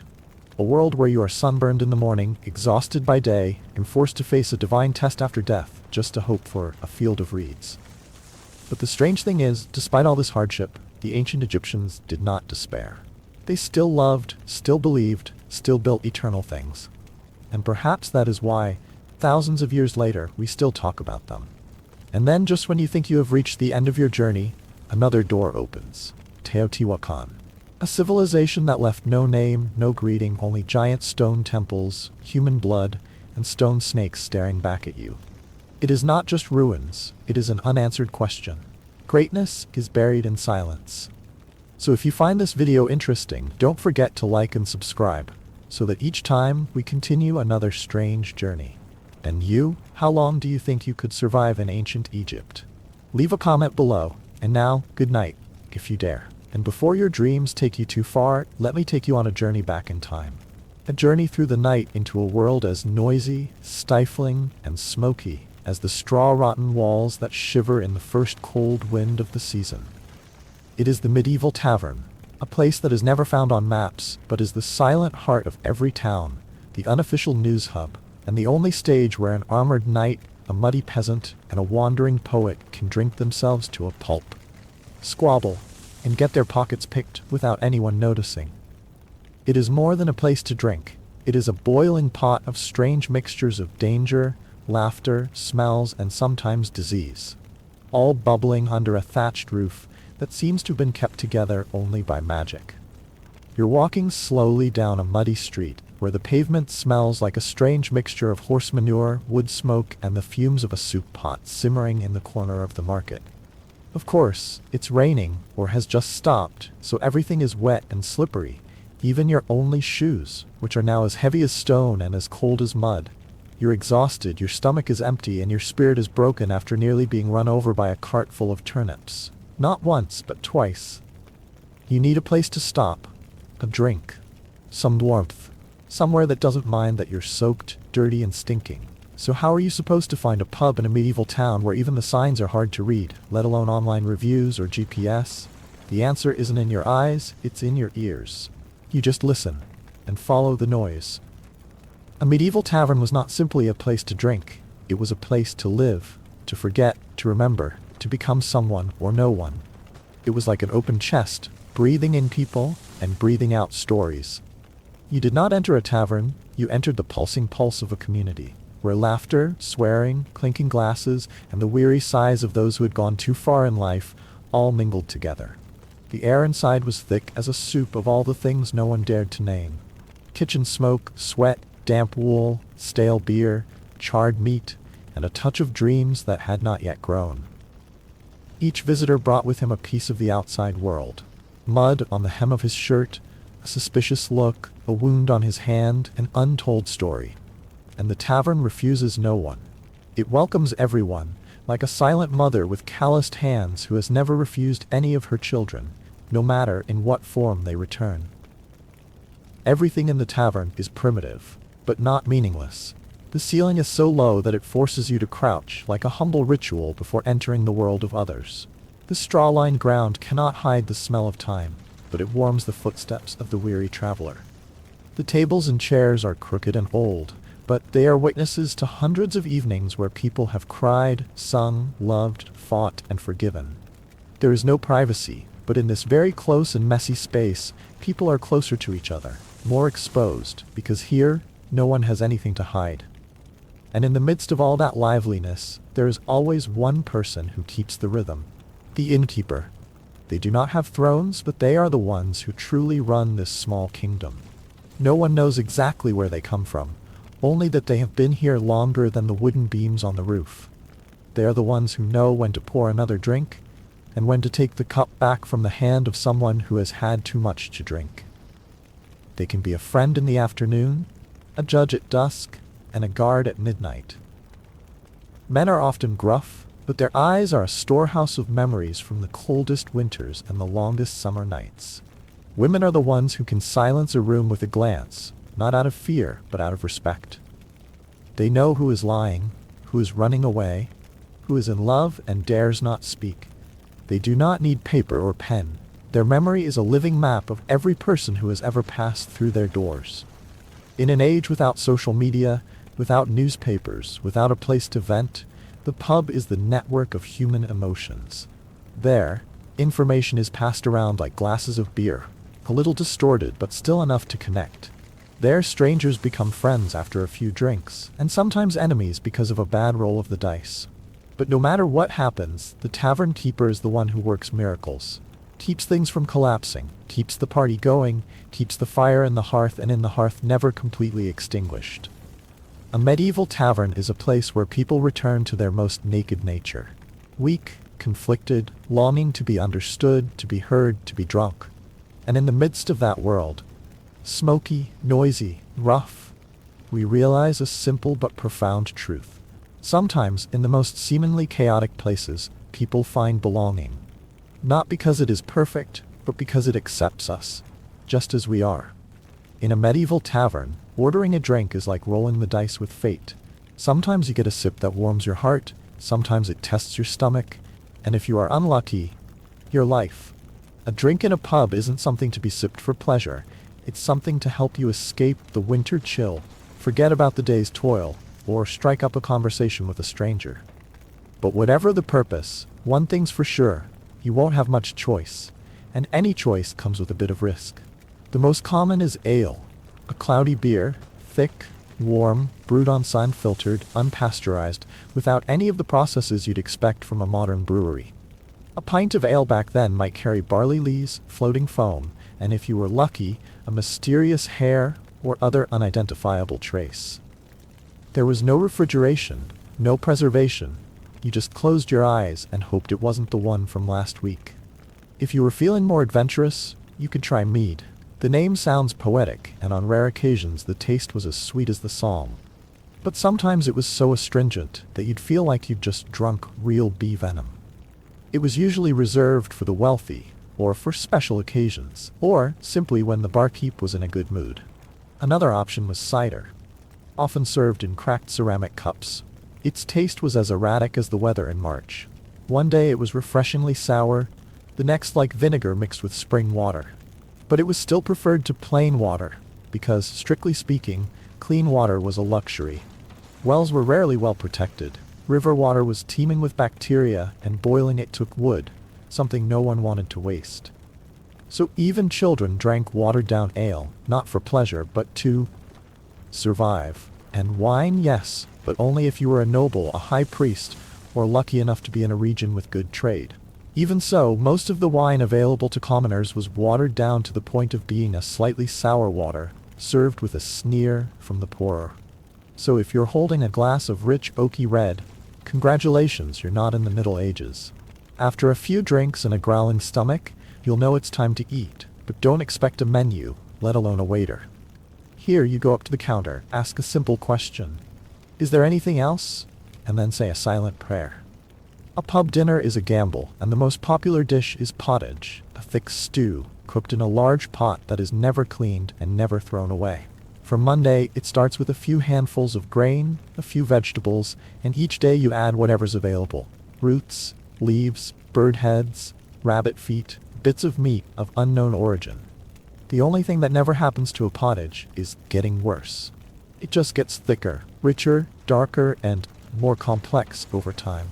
If you're lucky, there might be meat, but don't ask what kind. It could be rabbit, sparrow, stray chicken, or some creature that no one dares to name. And to eat, you have to have your own utensils. Everyone carries a knife, not just for eating, but sometimes to threaten someone who takes the wrong chair.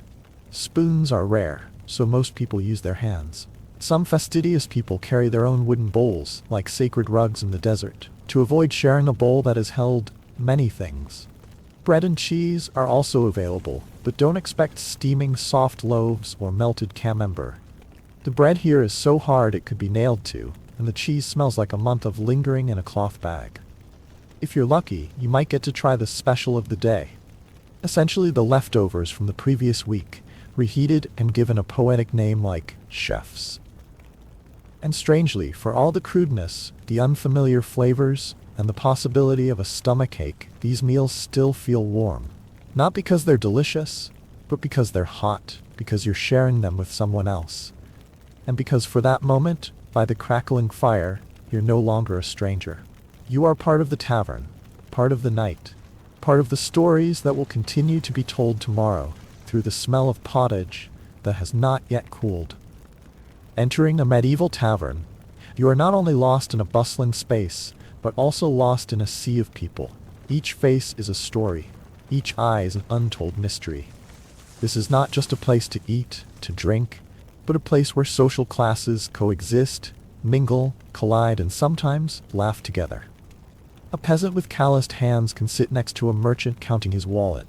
A monk hidden in a shabby cloak can listen to gossip from a mercenary just returned from the battlefield. And somewhere, a strange traveler is making notes in a notebook in a script that no one in the tavern can read. Everyone who comes here brings something, a story, a lie, a pain, or a song. You might hear a blushing peasant recounting the story of a cow giving birth in the wrong place, which he believed was a good omen, while a soldier, his armor scuffed and his breath heavy with alcohol, boiled out a story of an unheard of battle, where he fought 3 dragons and a talking sword. No one believed him, but everyone listened, because here, the truth was less important than how you told it. There was no shortage of suspicious strangers. A monk with his head down, avoiding the light. No one knew if he was a repentant pilgrim or a bandit on the run. But the tavern didn't ask. It just watched. And the best observers of all were the women in the tavern. They weren't just waiters or regulars. They knew who was telling the truth, who was about to start a fight, who was trying to hide. They walked as softly as cats, but their eyes were sharp enough to stop a drunk in mid-sentence. Children are present too, running past the adults, sneaking up on leftovers, listening to their conversations with the curious eyes and ears of their unnamed little worlds. In this chaos, it is the smallest who see everything. And then, when the sound in the bar erupts like a directionless storm, you suddenly realize, this is the symphony of life. The clinking of glasses is everywhere, sometimes in celebration, sometimes by accident, but always accompanied by cheers. Broken glasses can be an accident, or the beginning of an argument, and in both cases all become part of the collective act. Loud laughter, crosstalk, someone hissing an unfinished story, swearing as a backbeat for gossip. Then there's the sound of a guitar, or something close to a guitar, from a busker struggling to find a tune between slack strings and a dry throat. He's wearing pants, that's more than last night. And then suddenly, someone drops, a fart so powerful that the room holds its breath for a full 3 seconds before exploding in a fit of laughter. It's a moment no one teaches, but everyone understands. This is where every sound, good or bad, has its place. And when the alcohol reaches its peak, the game begins. There's no dealer, no moderator, just a few coins, a crumpled piece of cloth, and a pile of wooden or bone dice tossed onto the table. Bets start with a few coins, a few glasses of wine, and gradually escalate to a pair of boots, a knife, even a real goat tied outside the door. The rules change depending on who explains, and the drunker you are, the more flexible the rules become. A deck with missing cards is enough, as long as you don't ask too many questions. Cheating is not the exception, it's the style. A smaller than usual die slipped down your sleeve, a card secretly marked with a fingernail, a well-timed cough that makes your neighbor change his mind. It's all part of the "I never cheated" act. But be careful. Laugh it off, but if you expose the wrong person, you could end up with a beer in your face or a chair in your back. In addition to gambling, there are nameless dares. Who can drink the most without spilling? Who can balance the longest on a 3-legged stool? Who can arm wrestle the barkeep? There are games of fire, games of holding back laughter, games for no other reason than to attract attention. But what they all have in common is that they are all born from the same thing. People want to have fun, want to try, want to laugh out loud without any reason.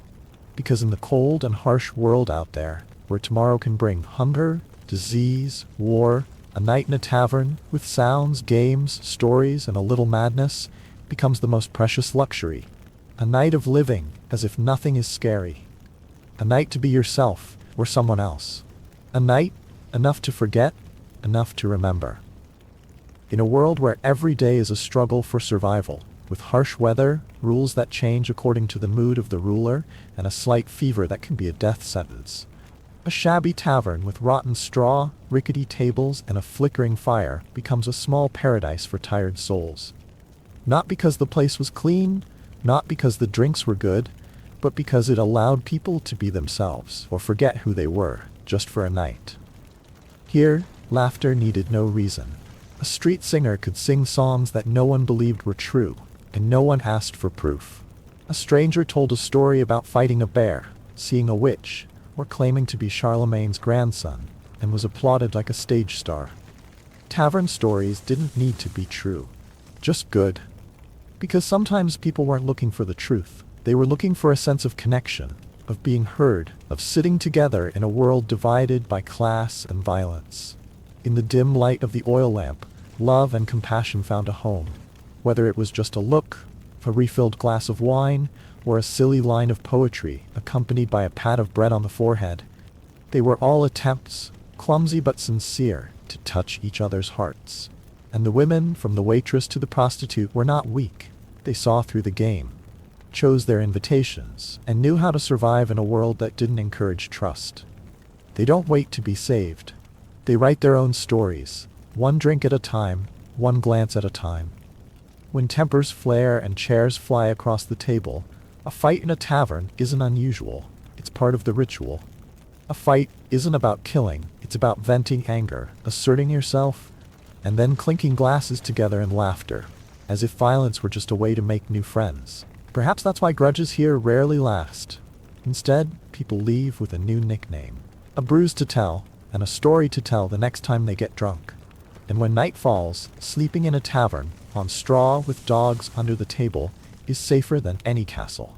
No locks, no guards, just snoring, farting, crackling wood, and a shared breathing rhythm. Slow, heavy, but with a sense of presence. That you are not alone. That no matter how scary the world outside is, in this cramped room, you are still part of something bigger. And perhaps that is the deepest meaning of a medieval tavern. It is not just a place to drink, but a place for people to regain a bit of their humanity that has been torn apart by life. A place where knights, peasants, monks, and thieves can all sit together. Not because they are the same, but because they all need a place to breathe, to tell, to dream, and sometimes to forget.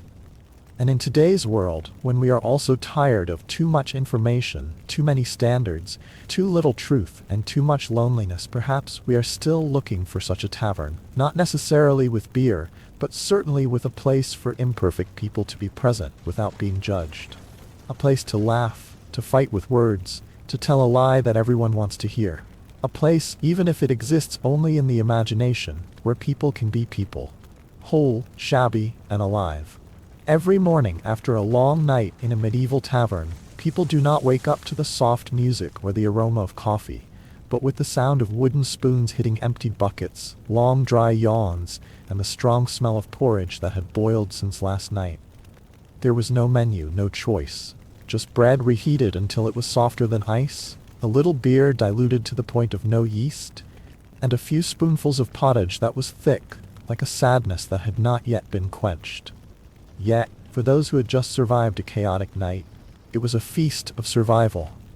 You opened your eyes, your neck still aching, your back still sore. You couldn't quite remember how you ended up lying next to a stranger and a one-eyed dog. But you were breathing. That was enough. And then, like every morning in this harsh world, the tavern begins its familiar life cycle.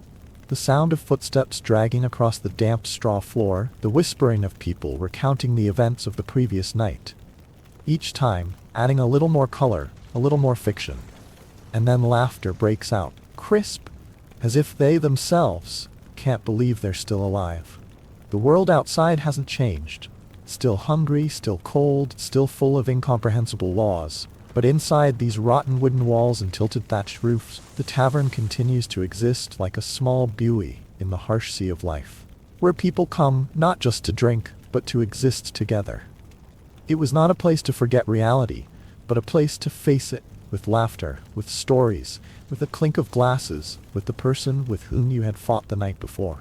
Because in that age where everything could be taken away, land, honor, life, there was one thing that no one could take away from a person: the ability to tell stories, to listen to each other, to be present. And the tavern, in its crudest but truest way, was the sanctuary of that. Not the church, not the castle, not the market, but the tavern where the most broken lives found the warmth of community. A soldier who had lost his comrade, a failed thief, a mother who had lost her child, a penniless merchant, all could sit together without having to explain anything. No one asked who you were, what you did, where you came from. Just sitting down, pouring a drink, and listening or telling a story, true or false, was enough to make you feel accepted. And if you ever wondered why, in folk memory, the tavern is always mentioned as a special place, it is probably not because it is fun, but because it is the only place where people of all classes can sit at the same table. It does not erase the class gap, but it blurs it, enough so that in the moment of clinking glasses, everyone is human, with the desire to live, to love, to tell, and to remember. In the end, the tavern is the beating heart of medieval society. Rough, irregular, noisy, but never meaningless. In an age when life was so fragile, a place that made people laugh, sing, fight, forgive, and sleep next to each other is not a tavern, but a small miracle. A miracle that comes not from God, but from people themselves. From resilience, from tolerance, from the desperate need to belong somewhere, even if only for a night, even if only by a dying fire. And that's what makes taverns timeless. Because wherever people need each other, there's always a tavern waiting to live on. And when you step out of the tavern in the morning, the newly risen sun shining on the damp stones beneath your feet, you may feel a dry throat, a foggy head, muddy shoes, and a bruise that comes from nowhere. But you're strangely warm inside. Because you've spent a night that wasn't simply about drinking or listening to stories. You've lived as part of something bigger. You have sat in a crowd of strangers and still felt accepted. You have laughed, you have told stories, you have been silent, you have clinked glasses, and even if only for a fragile moment, you have found a sense of belonging. The medieval tavern was not just a place where people went to get drunk, but a place where lonely hearts came together. In a world full of darkness, it was a flickering but persistent light. It was the clearest mirror reflecting the real life of the people of that time. Chaotic, rough, but full of life and humanity. There, sadness is not hidden, joy needs no reason, and people, whoever they are, have the right to tell a story, to listen to a song, and to sleep by the fire without fear. And perhaps, no matter how much time passes, no matter how civilized society is, we still need a tavern somewhere in life. A place for sharing, for laughter, for stories that are harmless but connect souls. A place that is not perfect, but real enough. Enough to live. And enough people. So if you ever have the chance to walk into a small room, filled with laughter, warm lights, and someone offers you a drink, don't refuse. Because who knows, it might be the modern version of a medieval tavern, where people's hearts still beat in the old but loving rhythm. It is the clearest mirror reflecting the real life of the people at that time. Chaotic, rough, but full of life and humanity. There, sadness is not hidden, joy needs no reason, and people, whoever they are, have the right to tell a story, to listen to a song, and to sleep by the fire without fear. And perhaps, no matter how much time passes, no matter how civilized society is, we still need a tavern somewhere in life. A place for sharing, for laughter, for harmless stories that connect souls. An imperfect place, but real enough. Enough life. And enough people. So if you ever have the opportunity to walk into a small room filled with laughter, warm lights, and someone offers you a drink, don't refuse. Because who knows, it might be the modern version of a medieval tavern, where people's hearts still beat in the old but loving rhythm. It is the clearest mirror reflecting the real life of the people at that time. Chaotic, rough, but full of life and humanity. There, sadness is not hidden, joy needs no reason, and people, whoever they are, have the right to tell a story, to listen to a song, and to sleep by the fire without fear. And perhaps, no matter how much time passes, no matter how civilized society is, we still need a tavern, somewhere in life, a place for sharing, for laughter, for harmless stories that connect souls. An imperfect place, but real enough. Enough life, and enough people. So if you ever have the opportunity to walk into a small room, filled with laughter, warm lights, and someone offers you a drink, don't refuse. Because who knows, it might be the modern version of a medieval tavern, where people's hearts still beat in the old but loving rhythm. If you are still lying in the soft darkness, the blanket has wrapped around your body, and the only sound is the fan blowing gently through the room, then let me continue to take you into a story that is both strange and familiar, like a gentle dream of the past. We continue to quietly step into the world of ancient Rome, but not through the glorious achievements or the mighty emperors. Rather, it is through the perspective of a person who is rarely mentioned, the person responsible for planning the wild parties. It may sound extravagant, even ridiculous, but in fact, it is a job that requires intelligence, sensitivity, and silent endurance. Because in Rome, parties are not simply about eating and drinking or having fun. It is the stage of power, where whispers decide the fate of lands, where a look can replace a throne. And behind the flickering light of the oil lamps, behind the laughter and the music, there is always a person who is never revealed, who silently calculates every dish, every scent, every seat, every sound of music, so that everything appears to be accidental, while in fact it is absolutely meticulously orchestrated. And you know, that person wakes up before dawn, touches the roof tiles, not because of passion, nor because of a high responsibility, but because of fear. Fear that the wine is not cold enough, that the mattress will collapse if a congressman is a little overweight, that two old lovers will accidentally meet and turn the party into a battlefield. Every morning of that person begins with confusion, and ends with a sigh that no one hears. So if you've ever felt tired of putting together the pieces of your life every day, if you've ever found yourself standing silently behind the lights, keeping things from falling apart, then perhaps you'll understand, and you'll relate to this character more than you think. Let this voice soothe you. Let your mind drift away from the calculations, the to-do lists, and drift gently into a place of old memories, where things are complicated, but also very human. Because even amid the lavish parties, hidden beneath the layers of glamour and sensuality, there is still a person trying to do his part. Just like you. And just like them, tonight, you deserve to breathe easy, let go of all the burdens in your mind, and fall into a deep sleep. While the sky is still immersed in the deep blue of dawn, a man opens his eyes not because of hard work, nor because of the crowing of a rooster. He simply cannot sleep. Anxiety had gripped him since the night. He was not a general, nor a powerful Roman official. He was in charge of one of the most fragile, messy, and vital things to the upper class, a wild party. And tonight, it was all about him. On the floor, the parchment lay a silent warning. He opened it, and was not surprised to find a message from his patron's wife. The last time, the roses had been the wrong color, yellow instead of red, and the evening had been a subtle insult to aristocratic taste. The wrong petals had shaken up the conversation at the table. People had noticed, and they hadn't forgotten. He'd barely finished his breakfast before he was faced with a series of problems knocking at the door of his mind. Complicated guests, chaotic schedules, possibly drunken performers, and situations where the smallest detail could lead to political scandal. Tonight's party was more than a party. It was a theater of power, a show of fame and envy, where a soft or hard pillow could change fate. And amid all the chaos, he knew one thing. His job wasn't to make the party perfect.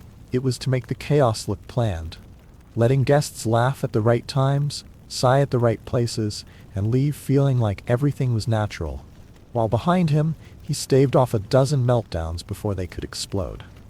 As the first light filtered through the windows, he rose, put on his rumpled tunic, and stepped into the day, not with relief, but with the slow pulse of someone accustomed to stress. Because tonight, his reputation and his survival would be placed at a long table, amid overflowing glasses and laughter that might not be real. It might seem like simply arranging chairs for a banquet, but for the planner in ancient Rome, it was a delicate, risky, and stressful art, where each name on the guest list carried a ticking time bomb of arrogance, animosity, and politics. You weren't just seating people, you were setting the stage, where every glance, laugh, and clink of glasses carried complex layers of prestige and rivalry. An uninvited guest could be seen as a public affront. A misplaced seat could rekindle old grudges. Not enough distance between two rival egos could spark a quarrel or a mid-feast scandal. Seating at a Roman banquet was not just a place to rest, but a status symbol, an unspoken statement of who was respected and who was overlooked. And then there were the ambiguous guests, the two who accompanied Dionysius, whose identities were never made clear. They could have been aristocrats, artists, gladiators, or even pets dressed in togas. But it was precisely this ambiguity that made the planner break out in a cold sweat, because any choice could be considered an insult. And so he had to orchestrate everything like a strategic dance, keeping exes apart, political rivals apart, important people at the center, not just because they loved the position, but because they needed it to maintain face. And while the guests sipped wine and whispered, the planner is constantly watching every move, every glance, ready to intervene if anyone slips out of place, literally or figuratively. The guest list may seem like a piece of parchment, but it is actually a map of spiderwebs of relationships. Even the slightest misstep can send the whole web reeling. But if all goes well, if everyone leaves the party with their honor, connections, and clothes intact, the planner can breathe a sigh of relief, if only for a moment, before preparing for the next party, with a whole new guest list and old dangers still smoldering, waiting to be awakened. In the shimmering atmosphere of a Roman banquet, where oil lamps reflect off marble walls and incense wafts silently amid hushed laughter, there is one thing that is always overlooked: the presence of the performers. But to the planner, they are a vital part of the party. Not because they are simply performing, but because every note, every dance, every silent gesture of the mime is a small thread that connects the emotions, honors, and ambitions of all the people present in that room. And each of those threads, if broken, can set off a chain reaction that no party, no matter how lavish, can control. Ironically, however, the people who carry that responsibility are the most uncertain souls. The flute girls do not know if they will wake up in time tomorrow morning. The mime couple is probably asleep somewhere in the red light district, and the dancers are arguing about the order of the stage, as if deciding the fate of a nation. The planner must not only call out each person's name on the list, but also call upon his own patience. But the difficulties do not stop there. Each guest is a universe of emotions, and the performer is the soundtrack to which you must adjust. A senator who loves classical music will be offended if a dancer appears in a costume that is too modern. A noblewoman will think that pantomime is child's play, while the person sitting next to her will regard it as the pinnacle of art. A dance that is too sensual will be seen as provocative, while a song that is too sad can rekindle some grudge from youth. And with just one mistimed glance, one off-key line, all that elegance will shatter like a wine glass dropped on a stone floor. In that world, the planner is not the director of a play, but the keeper of the balance between art and politics, between emotion and honor. They set the tone for every note, but are never shown. They are the invisible hand that regulates the pace of the night, keeping the candles from being blown out by the sudden winds of human commotion. And if the night ends well, when the last fingers leave the strings, when the last dance ends with a sigh of satisfaction, their only reward is oblivion. No one remembers who was behind it all. But that is the greatest achievement of all, creating a miracle without anyone knowing the magic. Only those who have stood in the shadows can understand how much silence is needed to shine so brightly. In the heart of the glittering city of Rome, where banquets were not simply places to eat and drink, but stages to display power and class, the banquet planner was like the conductor of a lavish symphony. For the evening to be something people would talk about with rapt eyes, everything from the food to the wine to the way the pillows were arranged had to be ritually precise. And so the battle began, in the kitchen. The food at Roman banquets was more than just nourishment. It was political messages wrapped in honey and imported spices. Every plate placed on the table was a statement that the host had the authority to serve such absurdities as the fragrant, nut-stuffed dormice, breathing oysters from the Bay of Baiae, or peacocks roasted whole and then pinned back to life. These dishes, though few actually wanted them, were served to remind that this was not dinner, but a statement in food. In the kitchen, it was a different battlefield. Cooks shouted, fires roared, and the smell of garum, a Roman fish sauce so strong it could make one cry, mingled with the smells of roasting meat, baking cakes, and molten fat. The planner walked through the chaos not to inspect each dish, but to forestall any disaster that might destroy the host's reputation. A slice of bread accidentally placed next to a jar of garum could make the whole table gasp, and then no one would remember the painstakingly prepared peacock, but only the haunting smell of the appetizer. And it wasn't just the food that had to be carefully chosen. The wine was part of the ritual too. The decanters had to be old enough to keep senators quiet while they drank, but there had to be a cheaper, discreetly marked decanter for latecomers or less important guests. Wine was also a tool of diplomacy. Who poured what, when, from where, all were political decisions disguised as politeness. Then, like a final touch to a painting, everything fell into place. The pillows were folded one last time. The cake was polished. The peacocks were placed on the table, their feathers shining like they had just stepped out of mythology. The aroma in the air was thick, not just from roast meat or honey, but from the very feeling of a grand night ahead. None of the guests knew the tension that had been building in the kitchen all day. No one needed to know. Because perfection was, in essence, about mistakes caught in time. And the planner, with his silent hands behind the curtain of luxury, understood that if no one complained, it meant everything had been done almost perfectly. And in that world of frivolity, that was the greatest reward. In the world of lavish Roman banquets where every sense was mobilized to impress, scent was more than just a decorative detail. It was an essential part of the experience, a silent but powerful sign of wealth, status, and sophistication. For Romans, the air around you spoke for you, and at a banquet, scent was the first thing that greeted guests before a greeting. Each space in the mansion had its own scent, carefully chosen as if the room itself had a personality. The entrance hall, where the first steps were made, was scented with citrus and cedar, bright, strong, clean, a silent declaration. You have entered a place not for the common man. The dining room, the triclinium, was filled with myrrh, frankincense, and light musk.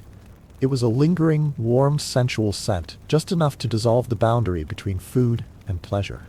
The outdoor garden, where intimate conversations and secret love affairs took place, was scented with cinnamon, rose, and a touch of spikenard, scents that evoked sweet but dangerous secrets.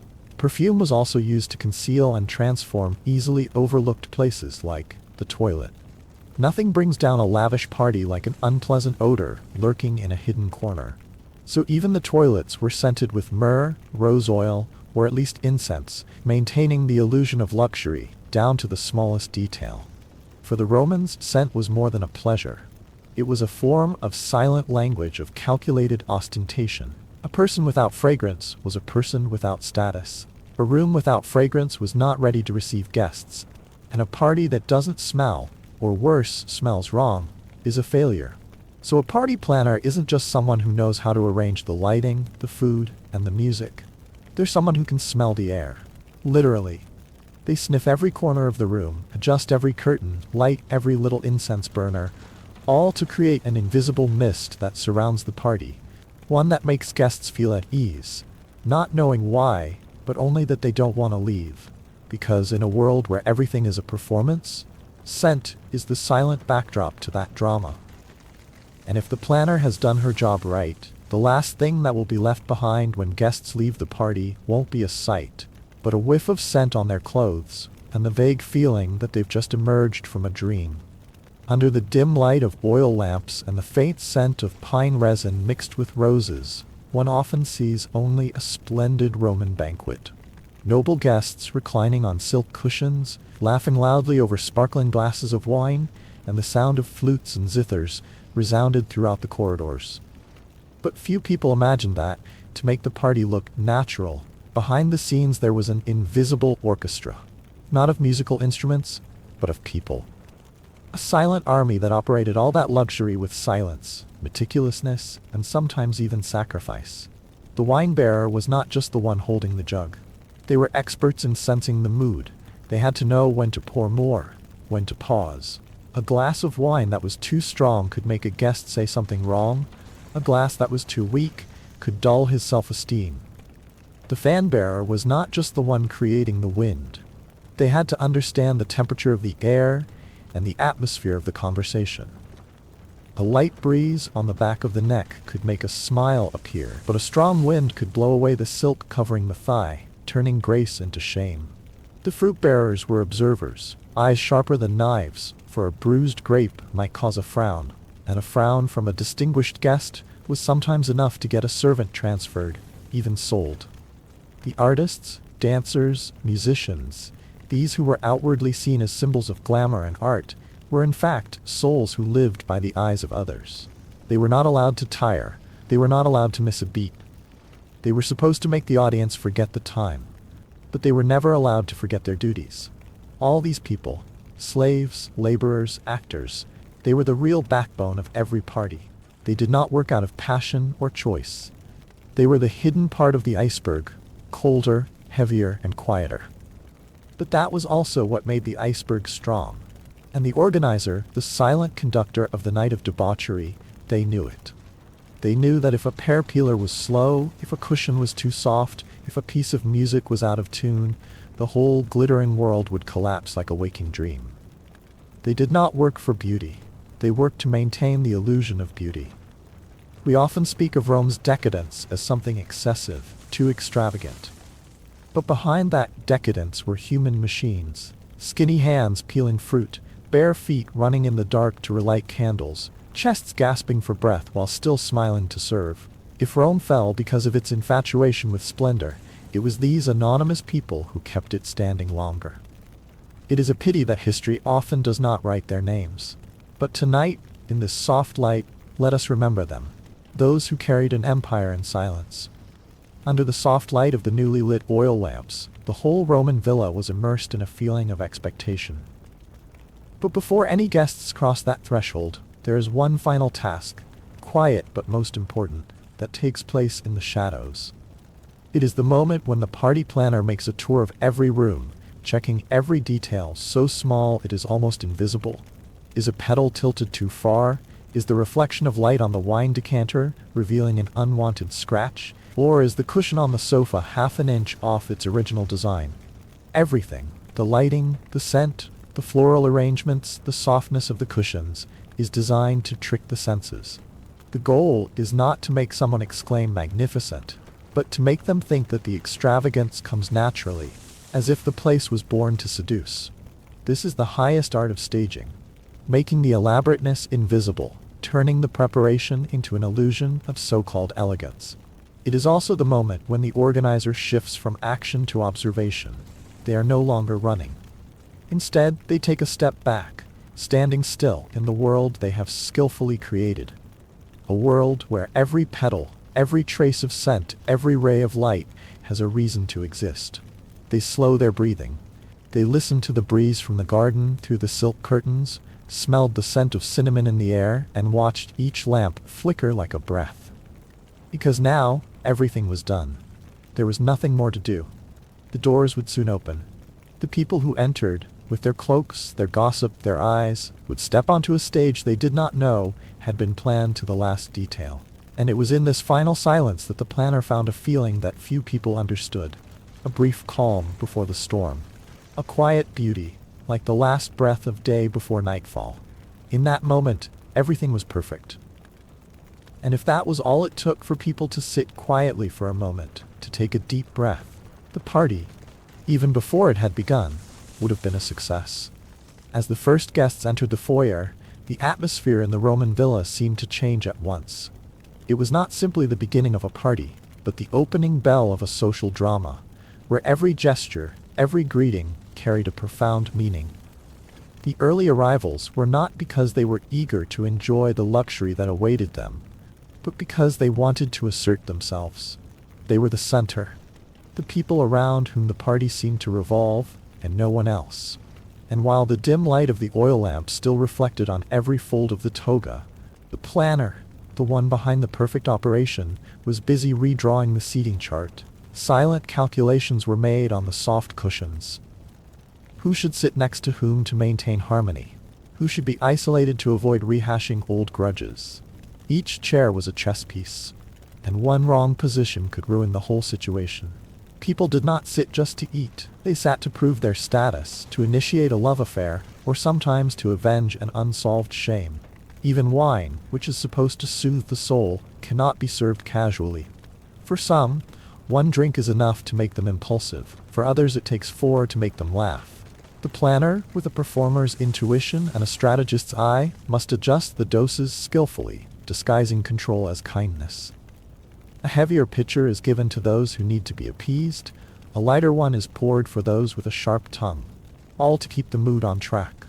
And so, as the music rises, as greetings turn to laughter, it may seem to outsiders that this is a night of freedom and spontaneity. But in reality, it is a masterful orchestration, where every smile, every look, every drink is calculated.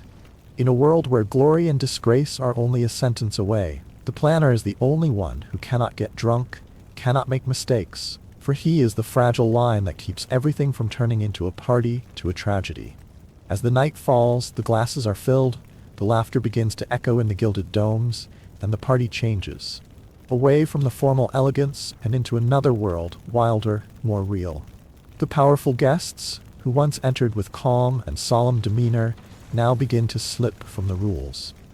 Alcohol seeps into the bloodstream, softening pride and awakening instincts. Some recite poetry to the sound of strings. Others debate the fate of the empire, their eyes growing dim from the wine. The words become louder, the invitations more explicit, and secrets are exchanged with glances hidden behind the incense smoke. Amidst it all, the planner was not drunk, not confused, not gone. He was there, like a coordinator of this small universe of luxury. No one saw him clearly, but everyone felt his invisible hand in every detail. A lamp was adjusted to a softer light when the corner of the room became too harsh. A song was changed to a more cheerful tempo when the conversation began to lull, or a plate of grapes was brought out at the most opportune moment, not because of culinary necessity, but because it could interrupt a potential quarrel. The night passed like a strange dream, where all boundaries were blurred. Someone began to confide in a statue, with a longing gaze, as if it were an old lover. Under the table, a philosophical debate about the soul and desire took place between two people who had forgotten each other's identities. And in the corner of the yard, a dancer was crying because her dress was criticized as too short, or because of an unnamed loneliness. All this takes place in a chaotic universe kept in balance by the quiet presence of the organizer, who not only paves the way for the ecstasy, but also watches over it so that it does not go wrong. He is the conductor without a wand, the guardian of the rhythm of a wild night, so that things can be wild, can be chaotic, but still beautiful, like a dream long enough to be infatuated, and just awake enough to not regret when dawn comes.